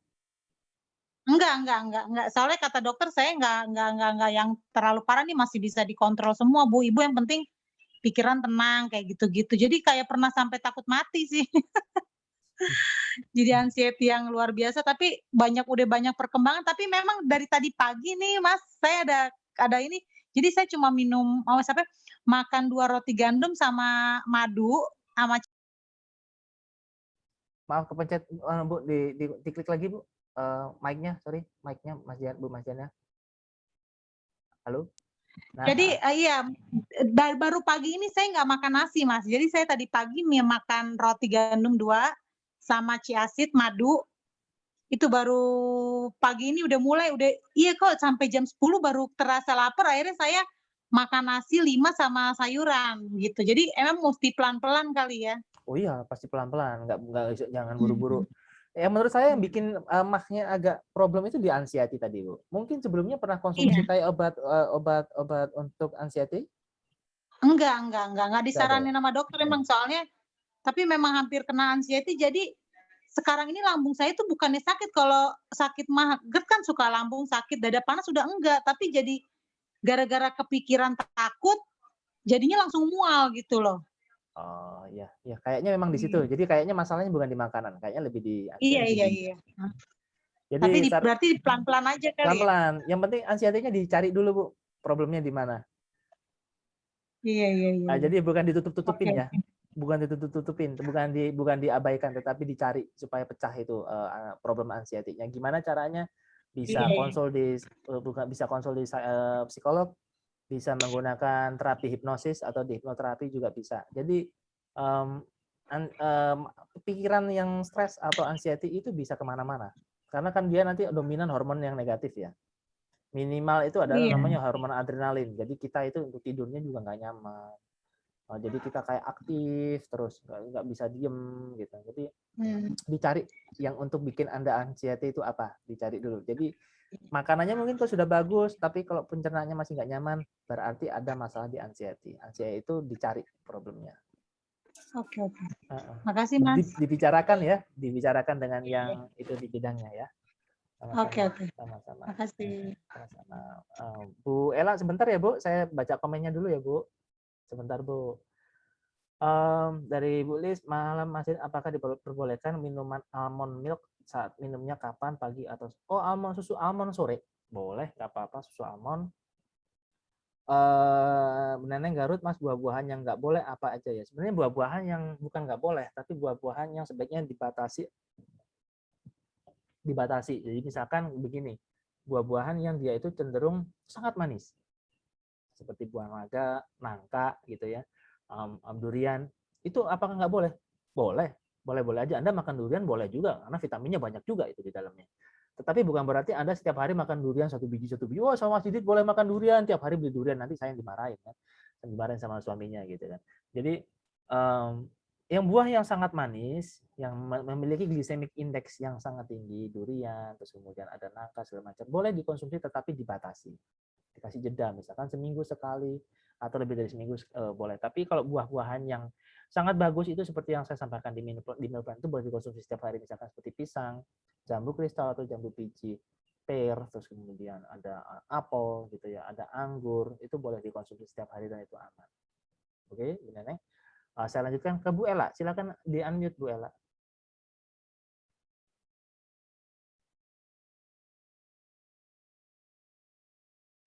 Ya, sudah. Yuk, selamat malam, Mas Didit. Selamat malam, waalaikumsalam, Bu Ella, silakan. Yang mau saya tanyakan nih masalah olahraga. Jadi olahraga yang saya lihat dari video-videonya Mas Didit itu dari yang reguler, dari kalau saya kayaknya ambil yang di B ya. Nah itu. Tapi saya mungkin udah terbiasa senam seperti senam kesehatan seperti jantung, osteoporosis, reumatik, lansia, itu yang biasanya saya ikuti. Kalau hanya itu yang saya lanjutkan gimana? Nggak ikut itu, bisa nggak gitu? Itu yang masalah olahraga. Terus untuk yang makanan tadi saya rasa cukup saya pahami. Cuma kalau misalnya untuk di snack itu bisa nggak kita makan seperti yang dari tepung-tepungan juga, tapi seperti yang kayak dikukus, misalnya kayak apem kayak gitu kan. Nah, selain dari goreng-gorengan lah kayak gitu. Hanya itu yang saya tanya. Ya. Oke, yang pertama tadi adalah olahraga ya, olahraga. Olahraga sebenarnya bebas, Bu. Olahraga bebas. Jadi Ibu mau jalan kaki, mau bersepeda, mau senam, mau workout, boleh aja. Nah, nanti akan saya jelaskan di sesi yang berikutnya. Kalau apalagi untuk member-member yang masih gabung ya, bagaimana mengoptimalkan olahraga yang aerobik, senam segala macam itu bisa kita maksimalkan untuk membakar lemak. Nah, nanti akan saya jelaskan. Namanya zona pembakaran lemak atau fat burning zone. Jadi Bu Ella melakukan senam aerobik, mau melakukan senam jantung sehat, senam osteoporosis, itu masih bisa membakar lemak meskipun tidak workout. Bagaimana caranya nanti akan saya ceritakan formulanya nanti untuk teman-teman semuanya. Itu yang pertama. Terus kemudian yang kedua, camilannya kayak jajan pasar begitu Bu ya, kayak apem yang dikukus begitu ya. Getuk kayak gitu. Getuk gitu ya. Apakah boleh? Boleh, tetapi sebaiknya tidak terlalu sering. Yang paling sering yang mana? Yang paling sering yang bagus itu yang sealami mungkin. Kembali lagi. Jadi yang cemilan atau makanan yang paling bagus itu yang mana? Yang minim sekali pemrosesan. Misalkan kita mau makan pisang, ya pisang itu boleh yang pisang rebus itu boleh. Atau misalkan kalau kita tidak ada konsumsi jagung rebus itu juga bagus. Atau singkong rebus, singkong kukus, jagungnya jagung kukus ya, sorry. Terus kemudian ada kedelai kukus, ada kedelai rebus, ada edamame. Itu bagus. Jadi sealami mungkin kalau ingin dikonsumsi setiap hari. Tetapi apakah kita nggak boleh konsumsi jajanan yang lainnya? Boleh aja untuk variasi supaya kita tidak bosan dan supaya kita tidak merasa sedang diet begitu ya. Jadi kan program diet ini kan tujuannya adalah Anda diet tetapi tidak merasa sedang diet. Harapannya itu, karena apa tujuannya bukan kita diet itu bukan hanya untuk 1 minggu, 2 minggu, 1 bulan, enggak, karena kita kan pengen sehat seterusnya kan ya. Jadi kita diet itu kan karena ingin sehat, bonusnya berat badannya bisa turun, berat badannya bisa kita dapatkan. Itu tujuannya.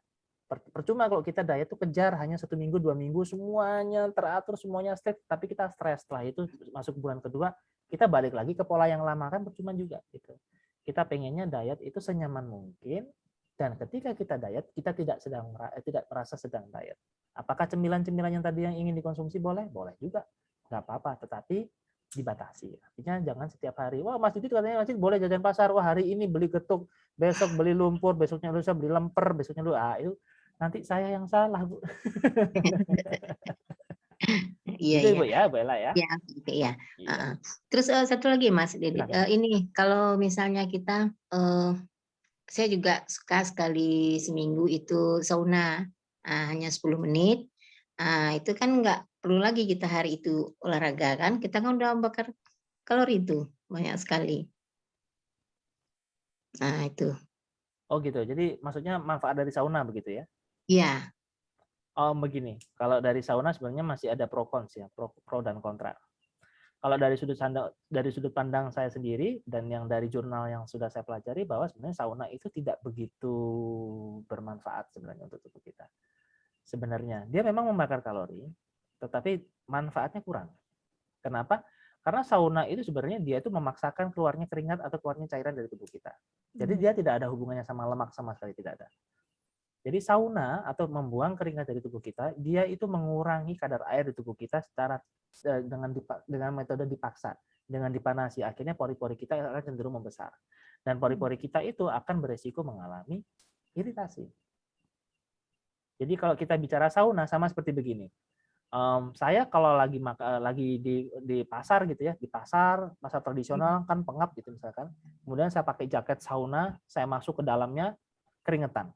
Apakah saya bakar kalori? Iya, saya setiap aktivitas bakar kalori, tapi akan bakar lemak belum tentu. Soalnya saya masuk ke pasar itu sama makan soto kok. Saya makan soto, pedas gitu ya, keringetan banyak gitu. Apakah saya bakar lemak? Enggak juga. Yang keluar adalah kadar airnya. Ya. Jadi air itu berbeda dengan lemak. Tidak ada hubungannya air dan lemak. Apalagi kalau kita olahraga.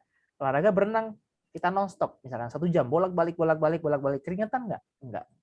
Tetapi apakah membakar lemak? Sangat bisa membakar lemak. Jadi keringat bukan representasi dari lemak. Kalau Anda ingin katakanlah sauna hanya untuk rekreasi aja, tidak rutin katakanlah hanya untuk variasi aja, boleh aja. Relaksasi tujuannya adalah untuk relaksasi. Itu boleh. Tapi kalau tujuannya saya pengen sauna setiap 2 hari sekali ingin menurunkan berat badan, itu salah. Karena apa? Karena yang turun itu adalah nanti kadar airnya, bukan lemaknya. Karena kita dipaksa berkeringat. Pori-pori kita dipaksa berkeringat, mengeluarkan banyak keringat, yang dimana keringat itu bukan representasi dari lemak. Keringat itu adalah representasi dari kadar air yang kita konsumsi. Akhirnya kalau kita terbiasa seperti itu, terus kemudian lebih banyak keluarnya daripada masuknya, maka kita akan mengalami dehidrasi ringan. Berat badannya turun, iya, yang turun adalah kadar airnya, bukan lemaknya. Oke. Tujuannya diganti ya Bu, untuk rekreasi atau tujuannya untuk relaksasi, boleh. Tapi sama-sama, kok tujuannya untuk menurunkan berat badan, jangan. Ya. Itu untuk apa ya? Untuk relaksasi seperti relaksasi, itu ya. Boleh, Dan relaksasi nanti ada aromaterapinya kan? Iya, anti apa ya supaya nggak stres gitu boleh. Ya, oke, makasih Mbak Dede. Sama-sama. Assalamualaikum. Waalaikumsalam warahmatullahi wabarakatuh. Saya lanjutkan ya. Yang chatnya tadi ada Bu Rahayu, Mas Didit untuk pola makan saat sahur dan berbuka seperti apa baiknya? Sudah ada materinya. Di channel ada video nomor 14. Itu video penjelasan tentang puasa dan latihan puasa Ramadan atau puasa sunnah, dan meal plan-nya juga ada, meal plan untuk puasa Ramadan. Silahkan simak dulu videonya di channel Telegram. Terus kemudian ada meal plan-nya, Anda bisa menggunakan meal plan yang puasa Ramadan. Silakan ya. Bu Eni Mas, untuk makan malam pengganti whey protein atau susu krim apa ya? Saya tidak suka minuman berbau susu. Aja bisa dari itu tadi, dari lauk-lauknya aja. Misalkan dari ayam, dari tempe tahu, putih telur, ikan laut, daging, boleh. Atau misalkan bosan pengen tempe tahu aja juga boleh, nggak apa-apa. Terus ditambah sayur-sayuran gitu ya. Atau ditambah sari kedelai, boleh juga. Bukan susu kedelai ya, sari kedelai. Karena kedelai tidak punya susu, kelenjar susu. Sari kedelai yang diperas itu jadi namanya sari kedelai. Oke, Adita iya. Kak Sylvia Lawang, Mas Didit pengganti nasi boleh makan papeda? Boleh. Wah, ini dari orang Indonesia Timur ini papeda. Boleh, silakan. Kan dia dari sagu ya papeda ya. Boleh. Saya melihat orang mengkonsumsi papeda itu jadi tertarik ya, karena makannya unik, nggak pakai sendok ya, tapi langsung pakai piring atau pakai mangkok gitu ya. Kayaknya seru sekali. Pengen beli kapan-kapan. Kak Endai, masih aku bingung, satu sendok makan nasinya penuh atau enggak? Santai aja Kak. Menurut Kakak itu satu sendoknya penuh sampai ke atas tinggi gitu, apa di bawahnya terserah aja. Nggak usah terlalu pusing. Ya, jadi satu sendoknya penuh sampai ke atas, sampai 2 tingkat itu terserah lah. Kakak enaknya gimana?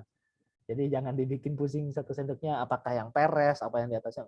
Terserah Kakak aja. Mau bikin peres nggak apa-apa, lebih tinggi nggak apa-apa. Selisihnya nggak begitu banyak kok. Silakan. Bu Etin lanjut tadi, makan sayur dan lauk sekenyangnya ya. Oke, saya nggak bisa makan banyak, jadi pasti makannya sedikit. Bolehkah makan siang karbo dan sayur 2 kali, jam 11 dan jam 14? Boleh, nggak apa-apa. Jadi dibagi dua kali makan ya, di split gitu ya, jam 11 dan jam 14, jam 11 dan 2 sore, jam 2 siang. Boleh, silakan gitu ya, dibagi jadi 2 waktu gitu ya. Boleh, silakan. Kalau Kak Arifah, Mas, kalau misalnya sore ditambah jus sayur pripun tanpa gula? Oh, boleh. Jus sayur boleh. Jus sayur silakan dikonsumsi sore hari. Satu lagi, Bu Odas, makan peyek kerupuk boleh nggak?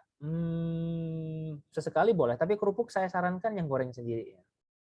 Kan ada kerupuk-kerupuk yang kita bisa beli di online atau di minimarket atau supermarket yang nanti kita goreng sendiri. Kalau beli kerupuk itu kerupuknya hitam banget loh. Kalau waktu beli itu dia penggorengannya hitam banget, jadi kayak oli gitu ya. Jadi saya sama anak-anak itu sama anak saya itu kita beliin mereknya Bocah Tua. Kerupuk bawang Bocah Tua, dia aman, nggak ada blengnya, nggak ada boraksnya segala macam. Kita goreng sendiri pakai minyak yang baru.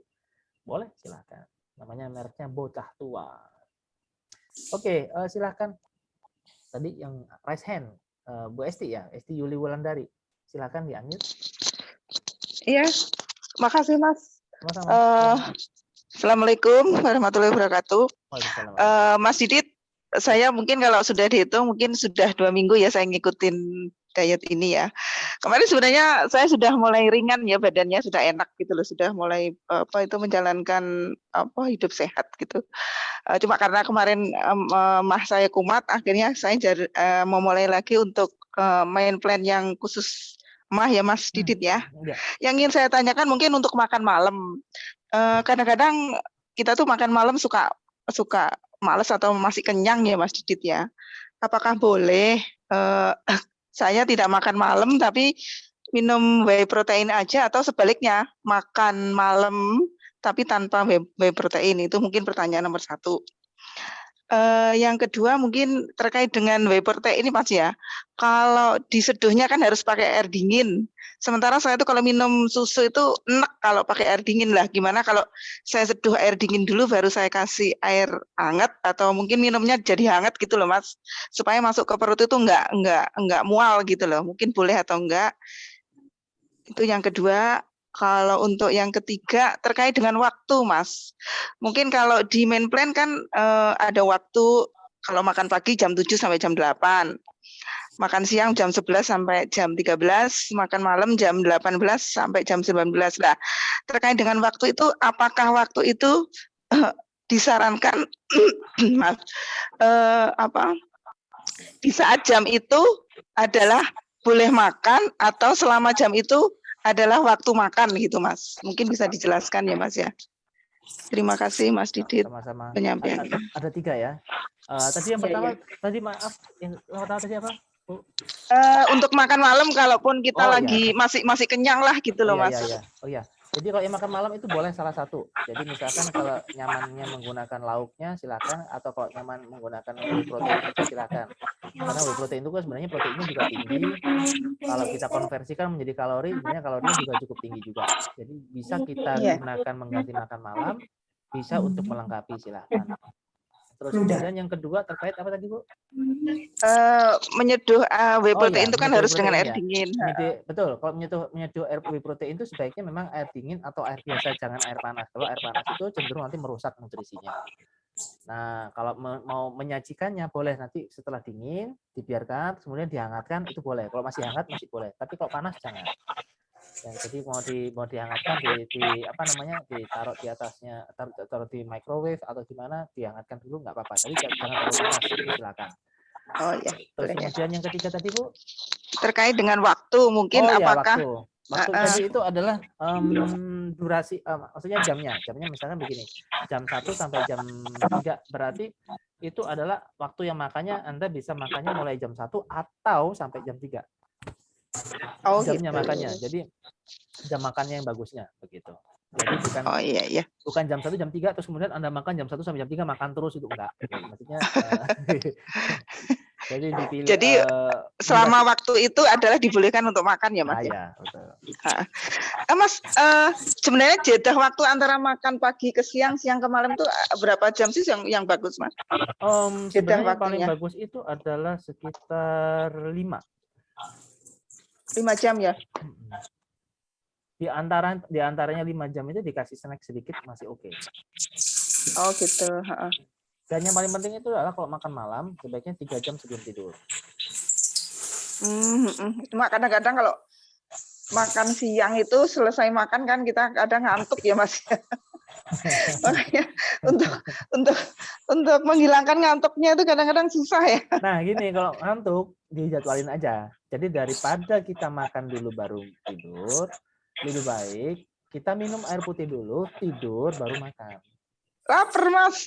Ayo minum air putih tadi. Perih nanti lambungnya. Enggak.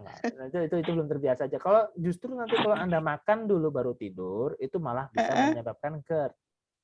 Ya memang saya kronis ya GERD-nya. Iya, karena GERD itu salah satunya adalah makanan yang ada di lambung kita, dia tuh mendorong keluar naik ke kerongkongan. Jadi begini ya.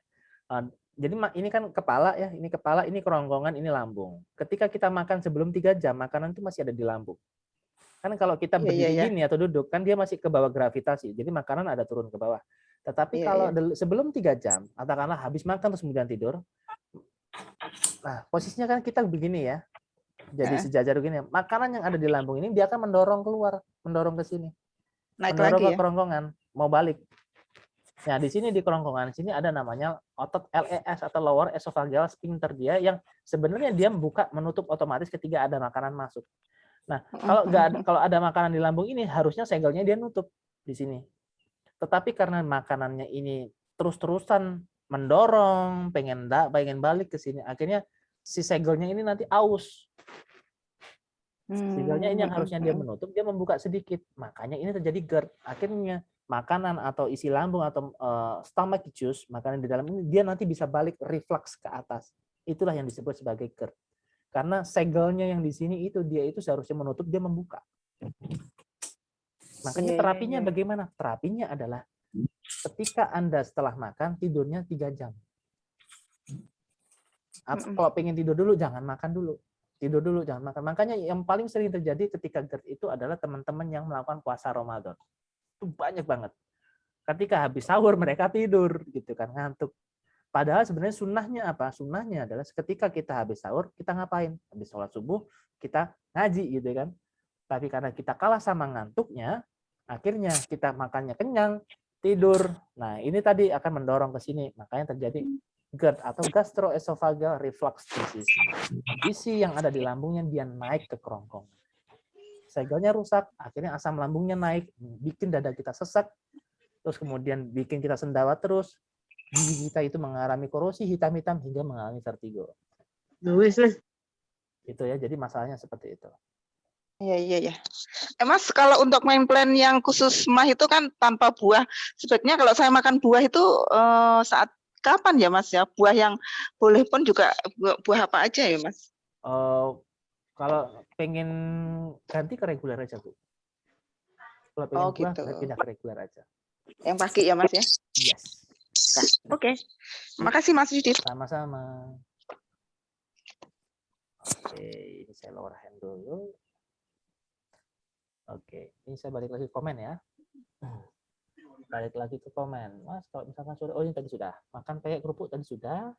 Makanya kata Mas nggak boleh makan cookies, makanan kemasan. Kalau cookiesnya keluaran dari Tropicana atau Nutbar, Fitbar boleh nggak? Dia lebih bagus, seratnya lebih tinggi ya.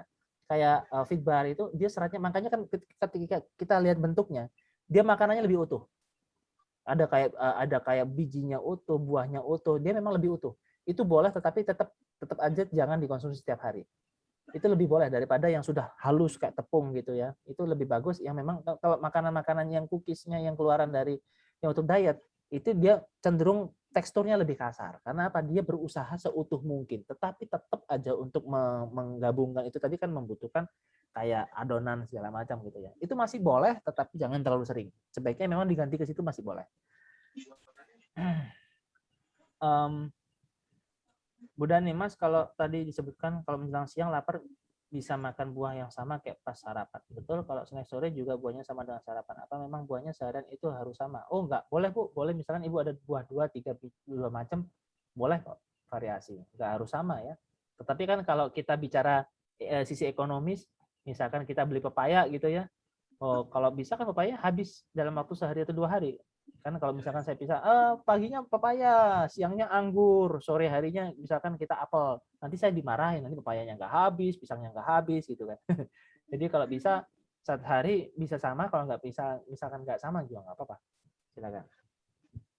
Mas, untuk food combining ini namanya lifestyle combining, jadi bukan food combining. Lifestyle combining ini kalau sesuai protokol kalorinya seharinya yang kita makan kita berapa? Enggak, kita nggak hitung kalori. Karena apa? Kita keluarnya kalori pun juga nggak hitung.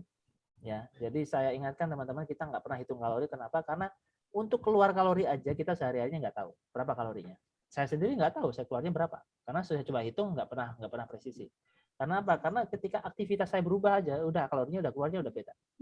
Apalagi kondisi tubuhnya berbeda gitu, misalkan saya lagi demam atau lagi sakit, kalorinya juga berbeda lagi.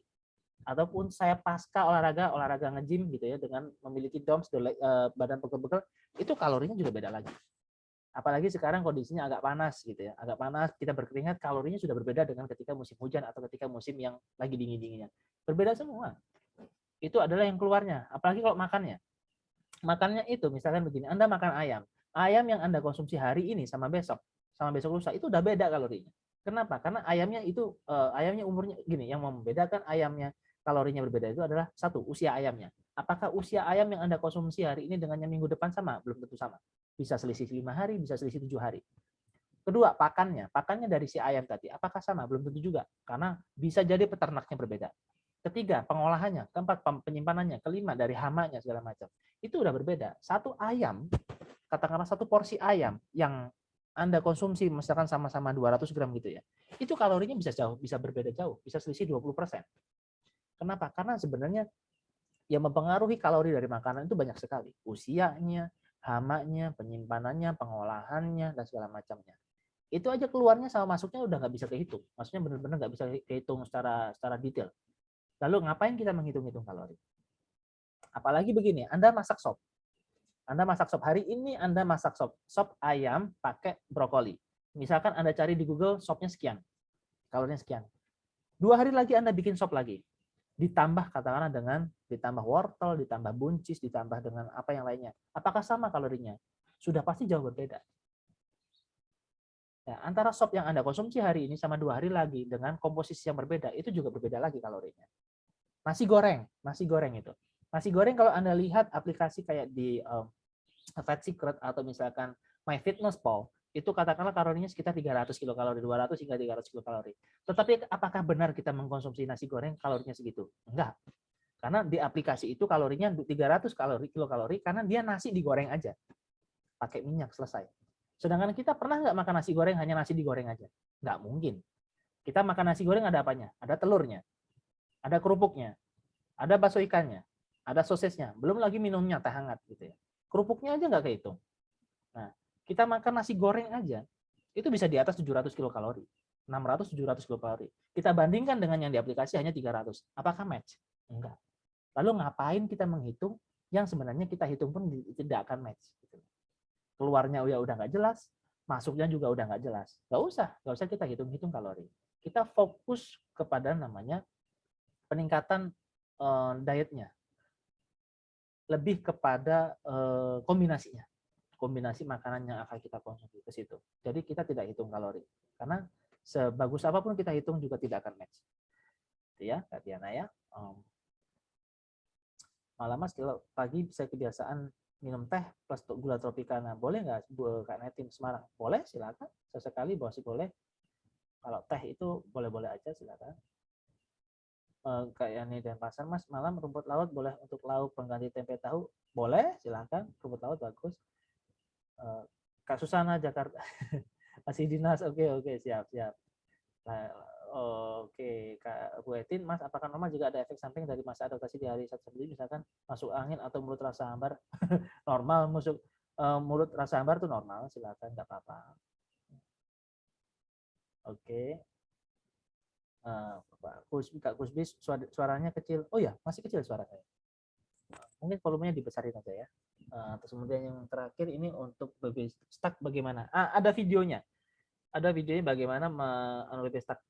Bu Umi ini dietnya itu sudah masih di reguler, IF atau sudah di level 2? Ya nanti kalau masih di reguler itu bisa naik ke IF, tapi kalau sudah di IF itu bisa naik ke level 2. Nah, habis ini saya akan bahas tentang IF dan juga naik ke pola diet yang level 2 ya. Sebentar. Oke, saya akan lanjutkan.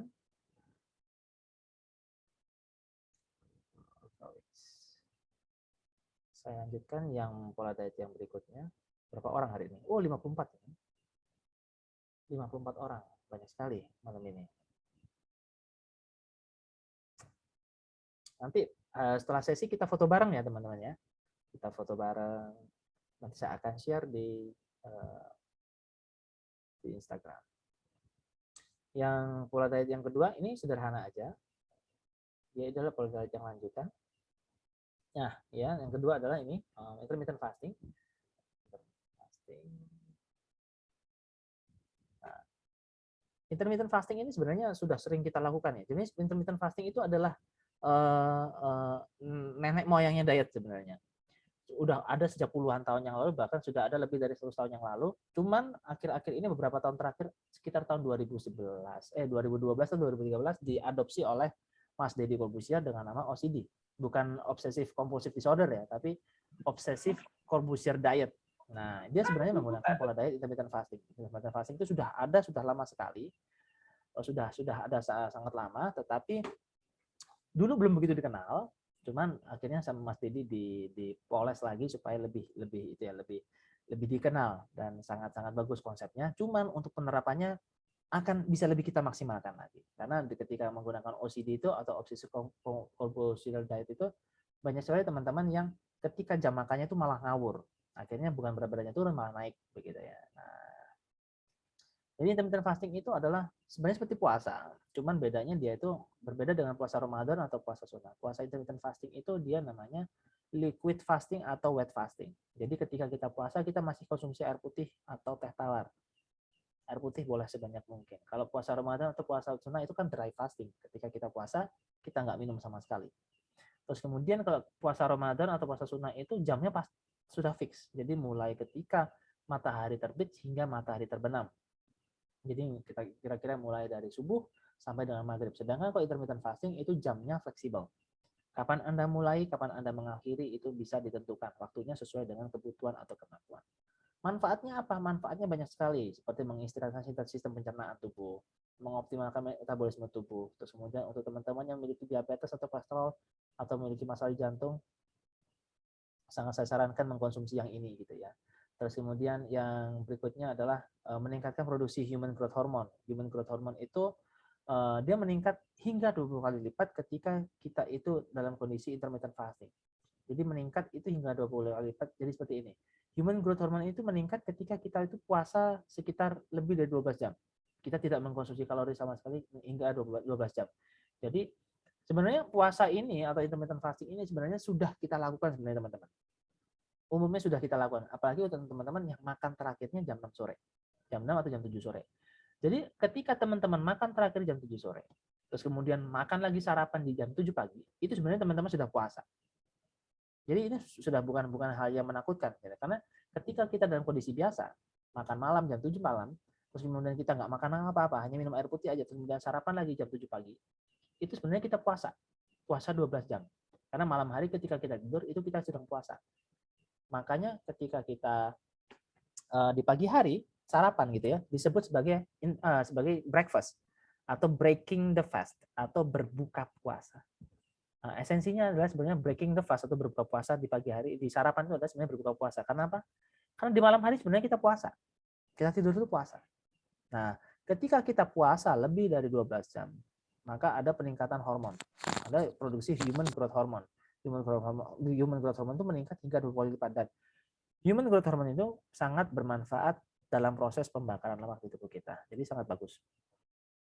Nah, polanya seperti apa? Polanya adalah ada 2 yang paling saya sarankan kepada teman-teman, yaitu IF6 dan IF8. Apa IF6 itu berarti intermittent fasting 6. Intermittent fasting 6 itu berarti jendela makannya adalah 6 jam. Jadi misalkan Anda nanti makan pertamanya katakanlah jam 12 siang, maka makan terakhirnya jam 6 sore.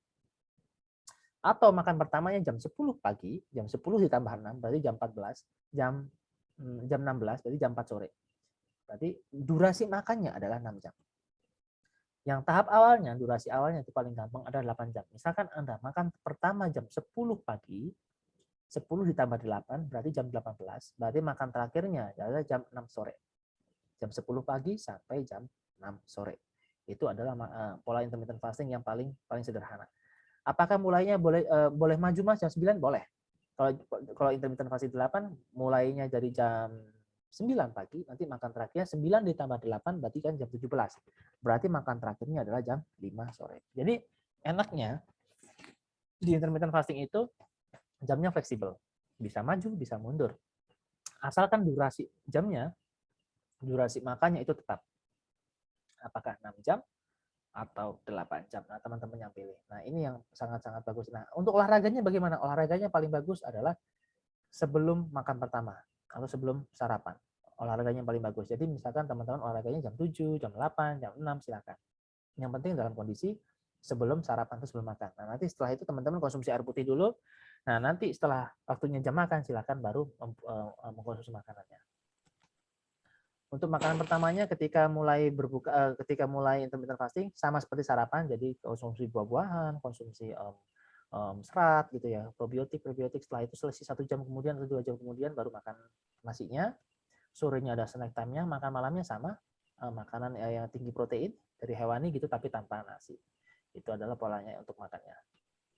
Nah, kemudian pola dari keseluruhannya bagaimana? Pola keseluruhannya adalah yang untuk pola diet level 1 ini itu dilakukan selama 2 bulan. Jadi teman-teman untuk minggu pertama dan minggu kedua itu fokus ke pola diet yang reguler. Yang pertama tadi yang saya jelaskan, sarapan, makan snack time, makan siang, makan sore, makan malam. Itu lakukan minggu pertama dan minggu kedua selama 2 minggu. Kemudian minggu ketiga dan minggu keempat kombinasi dengan intermittent fasting 8. Jadi hari Senin katakanlah reguler, hari Selasanya IF8, Rabunya reguler, Kamisnya IF8, Jumatnya reguler, Sabtunya IF8 dan seterusnya. Kemudian minggu yang kelima dan minggu keenam kombinasi IF8 dan IF6. Jadi Seninnya IF8, Selasanya IF6, Rabunya IF8, Kamisnya IF6 dan seterusnya. Sedangkan yang minggu ke-7 dan minggu ke-8 fokus di IF6 aja. Nah, itu totalnya adalah 2 bulan, teman-teman ya. Untuk di level 1. Apakah nanti saya boleh melakukan lebih dari 2 bulan, Mas? Boleh-boleh aja. Silakan kalau misalkan teman-teman nyaman di intermittent fasting, lakukan lebih dari 2 bulan silakan. Tapi kalau teman-teman ingin naik ke level berikutnya, level 2 yang untuk percepatan atau akselerasi bisa menggunakan ini selama 2 bulan. Nah, setelah 2 bulan nanti teman-teman bisa mengajukan diri untuk naik ke level 2. Syaratnya adalah teman-teman cetak atau print food journal yang sudah saya lampirkan di email. Itu teman-teman isi setiap hari, mulai dari sarapannya, makan siang, makan sore, makan malam, diisi setiap hari apa yang teman-teman konsumsi selama 2 bulan. Terus kemudian ada penjadwalan workout atau olahraga apapun yang Anda lakukan, catat. Kapan Anda olahraga, jam berapa, dan apapun olahraganya Anda catat. Kemudian dari 2 hal itu, food journal yang sudah diisi, terus kemudian penjadwalan workout yang sudah diisi, silakan Anda kirim ke WA ke saya, nanti akan saya review. Kalau sudah memenuhi syarat, nanti akan saya masukkan ke channel dan grup khusus untuk yang level 2, gratis, tidak ada biaya tambahan lagi. Yang di level 2 nanti ada 2 pola diet yang berbeda lagi. Jadi totalnya nanti ada 4 fase diet ya. Ada yang di fase diet yang di level 1 itu ada regular dan intermittent fasting, yang di level 2 ada 2 fase diet berbeda. Nah, apakah wajib? Enggak. Misalkan teman-teman nyaman di pola diet yang di level 1, yang regular atau intermittent fasting, boleh dilakukan seterusnya, silakan. Itu yang aman. Yang pola diet level 2 itu adalah untuk akselerasi atau percepatan dan tidak wajib gitu ya. Oke, teman-teman. Nah, dari sini ada yang tanyakan, teman-teman?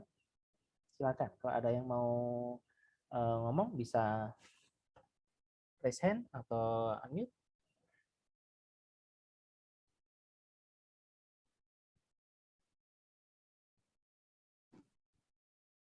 Oh ya, ada yang raise hand ya.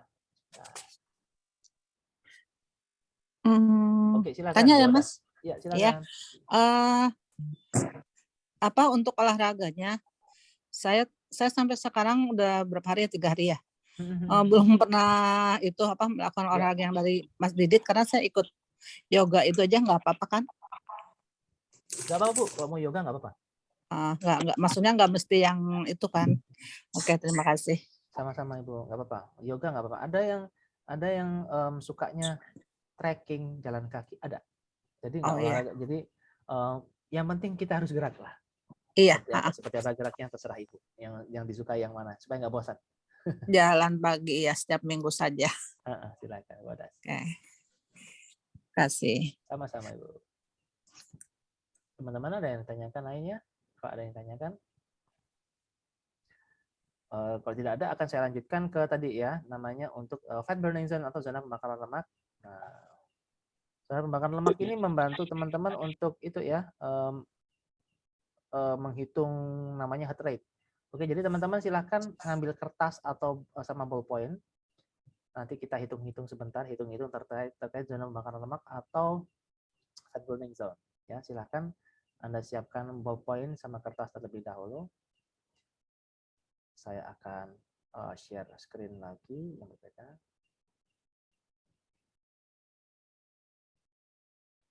Nah, ini nanti terkait dengan usia ya. Jadi jangan sungkan kalau nge-share usianya ya. Atau kalau mau usia banyak kan bagus. Iya, Bu. Bagus. Artinya lebih senior, Ibu. Jadi pengetahuan Iya, lebih luas gitu, Bu.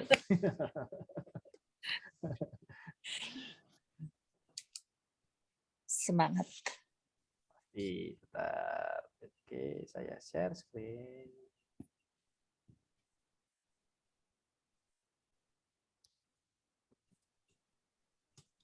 Sudah kelihatan belum ya Excel-nya? Excel kosong ya. Sudah, oke.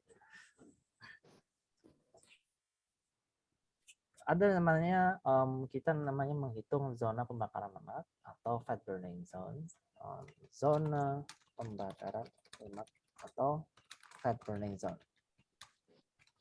Ini tujuannya adalah untuk memaksimalkan olahraga kita, aktivitas kita. Jadi olahraganya tadi kayak Bu Odas, ada yoga, ada jalan kaki, misalkan ada jalan kaki atau bersepeda, silakan mana yang nyaman aja. Cuman kalau supaya kita lebih efektif ke dalam pembakaran lemak, ada namanya fat burning zone atau zona pembakaran lemak. Cara menghitungnya bagaimana? Cara menghitungnya pertama ada namanya parameter. Parameter itu rumus ya, jadi dia fix angkanya. Angkanya adalah 220. Terus kemudian di sini ada usia. Usianya berapa? Misalkan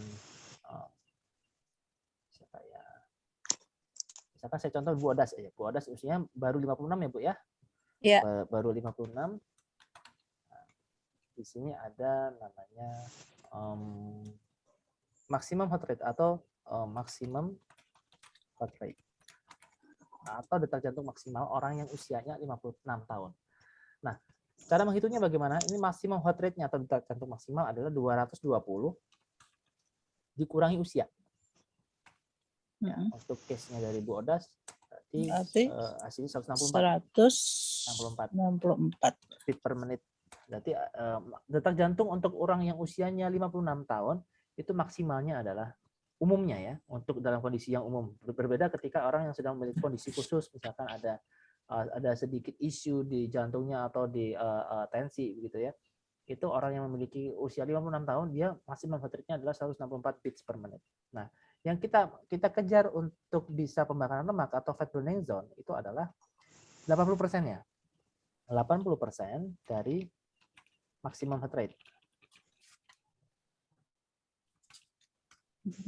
Nah, dari Bu Odas ini kita ambil adalah 80% dikalikan 164. 164. Hasilnya adalah 80%. 131 beats per menit. Ini adalah zona pembakaran lemaknya dari Bu Odas. Jadi ketika Bu Odas atau teman-teman yang usianya itu 56 tahun, supaya bisa maksimum dalam pembakaran lemaknya, maka apapun olahraganya yang dilakukan, usahakan detak jantungnya bisa mendekati atau bisa melampaui 131 beats per menit. Bagaimana cara menghitungnya? Cara menghitungnya bukan manual begini, Bu. Menghitungnya adalah kita menggunakan, paling gampang menggunakan smartwatch. Smartwatch, kalau misalkan ada yang pengguna iPhone begitu ya, pengguna Iya, pakai iOS, iPhone. pakai iPhone bisa menggunakan ada iWatch, bawaannya dari iPhone, ada jam khusus punyanya iPhone, ada iWatch. Kalau pakai pengukur saturasi oksigen itu Bisa, betul bisa. Itu kan ada yang untuk heart rate-nya juga ya, itu bisa. Iya. Yang itu bisa, oximeter itu ya, bisa. Iya. Tapi kalau kita lari jalan kaki menggunakan itu kan lucu ya. nanti jatuh. Nanti jatuh. Betul. Yang kayaknya kalau kita bersepeda atau lagi di outdoor, sebaiknya ada jam kayak punya ini Samsung, ada punyanya Mi juga ada. Kalau punya ini harganya 500.000 nggak salah. Itu enaknya dia bisa connect sama HP kita, nanti kalau ada WA segala macam bisa muncul di sini, kalau ada telepon bisa getar. Itu maksudnya lumayan bermanfaat lah. Selain untuk bisa melihat heart rate kita.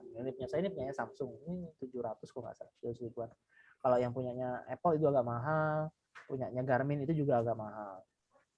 Itu bagus bisa digunakan untuk heart rate-nya, bisa untuk aktivitas, bisa sebagai jam juga, jadi cukup keren lah. Nah, kalau misalkan olahraganya di rumah seperti treadmill atau jalan di treadmill atau sepeda statis, bisa menggunakannya oximeter tadi itu, oximeter yang dijari bisa. Kalau ada treadmill biasanya yang dipegang gitu handle-nya, itu juga bisa mengukur heart rate-nya juga. Nah, sebenarnya tujuannya banyak sih. Alternatifnya banyak bagaimana cara kita menghitung heart rate kita. Nah, terus kemudian apakah nanti ini usianya ketika usianya berubah maka heart rate-nya berubah juga? Iya.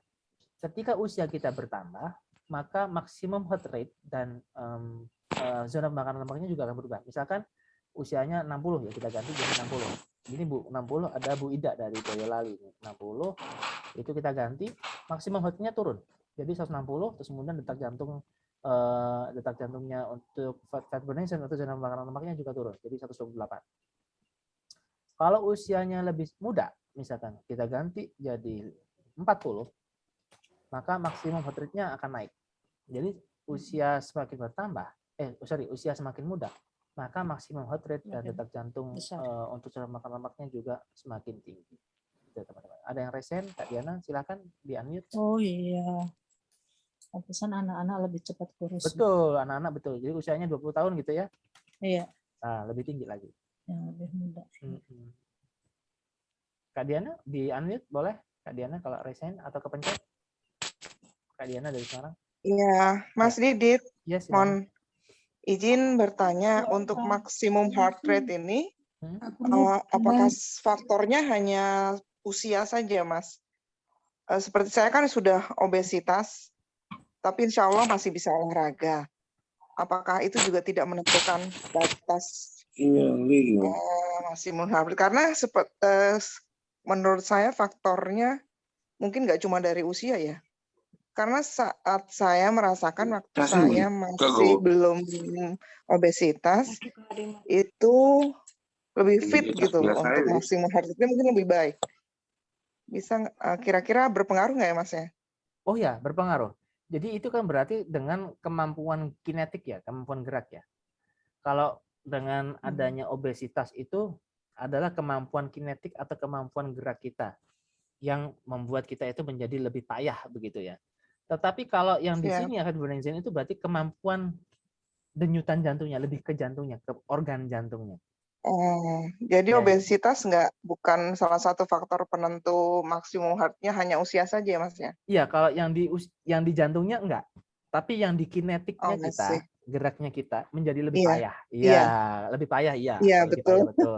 Iya. Itu berbeda. Jadi kalau yang di sini adalah fibrinogen itu berarti kemampuan jantung kita untuk memacu darah kita itu maksimalnya segini. Tetapi kok kemampuan tubuh kita, nah itu berbeda. Kan ada yang punya masalah di ankle, punya masalah di lutut, ada yang mengalami pengapuran sendi, ada yang mengalami ada mengalami saraf terjepit. Nah, itu menurunkan kemampuan dia untuk memacu lebih tinggi. Nah, Oke. jadi yang kita lakukan adalah kita kalau misalkan kita tidak bisa melampaui untuk zona pembakaran lemak, minimal mendekati. Selisih 10-nya nggak apa-apa. Jadi kalau Kak Diana Semarang ya? Semarang, 45 saya. Namanya kemarin terdaftarnya atas nama siapa ya? Diana gitu? Atau Kak Kris Diana. Ya, Kris Diana. Kris Diana Susanti. Kris Diana. Ya. KHRIS, Mas. Oh, KHRIS. Oh iya. Gabungnya Agustus ya? Iya. Ya, Kris ya. Tapi masih kacau nih Mas Didit, masih sering ini belum bisa rutin. Jadi kalau Kak Kris Diana itu kalau misalkan ini kan usianya 45, berarti kita hitung misalkan ini. Nah, ini kan maksimum fat burning zone-nya kan di atas di angka 140 tuh. Ya. Maka bisa di 120 dulu. Nanti perlahan naik di 125, 130 gitu. Itu lebih ke situ. Jadi coba bertahap gitu ya. Jadi jangan langsung kejar 140 karena kan kemampuannya kan beda-beda ya. Iya. Enggak masalah. Oke. Makasih Mas Didit. Sama-sama Kak Diana. Oke. Terus kemudian jangan lupa untuk olahraganya ini yang untuk fat burning zone ini dilakukan ketika perut kita kosong ya, terutama di pagi hari boleh, kalau misalkan bisanya di sore hari atau di malam hari bisa dilakukan sebelum makan malam ya, karena lebih efektif untuk dilakukan ketika perut kita kosong ya. Oke, terus kemudian saya coba baca chat. Bu Dani, kelupaan WO sampai sepekan, apakah mulainya dari awal lagi atau teruskan? Kalau seminggu nggak apa-apa Bu, dilanjutkan aja sesuai jadwal. Terus kemudian tetap olahraga walaupun jatuh badminton, tetap ada olahraga seperti jalan atau badminton walaupun nggak WO. Boleh. Kalau Ibu sudah ada badminton sama WO sama jalan kaki nggak usah mengulang, bisa dilanjut aja. Masih kecil ya Bu ya suaranya ya? Oh sorry. Ini berarti mic-nya ini ya. Sudah bagus. Oh sudah bagus ya. Oh iya. Oke. Coba next-nya saya coba ganti mic-nya supaya lebih jelas lagi. Oke, teman-teman. Ada lagi teman-teman yang ingin disampaikan? Jadi terkait ini untuk pembakaran lemaknya, ketika Anda jalan kaki itu kalau bisa nanti misalkan ada medannya yang agak sedikit nanjak, nah itu bisa dimaksimalkan untuk nanjak.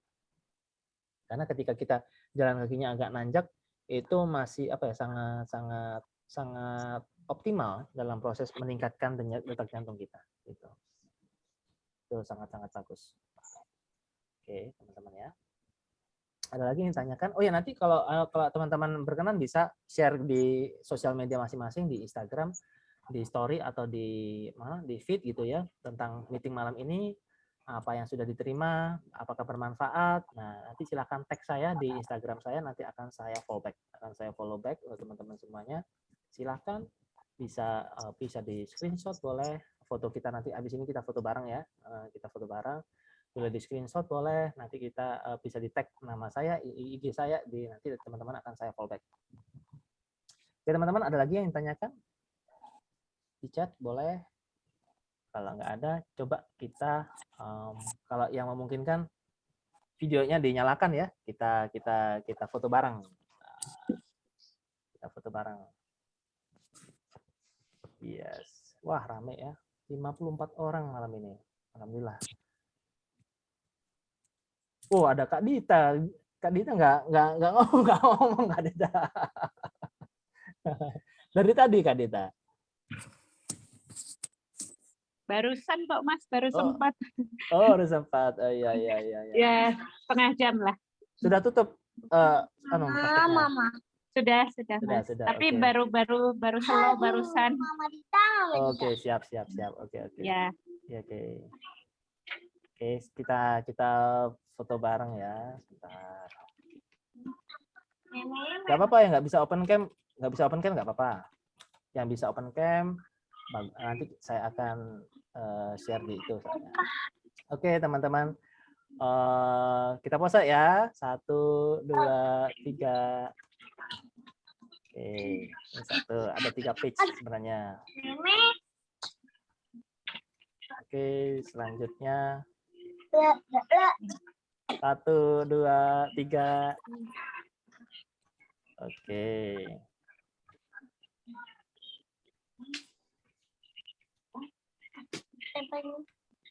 Satunya lagi. Foto lagi 1, 2, 3. Oke. Oke, teman-teman. Ini sudah saya foto semua.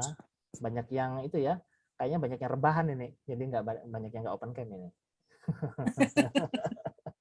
Oh aja. Udah malam soalnya. Udah malam lagi nyantai. Jadi dimarahin suaminya. Ternyata di sebelahnya ada suaminya. Oke, teman-teman semuanya, ada lagi yang ingin tanyakan? Kalau nggak ada, saya akhiri. Minum kopi boleh kan?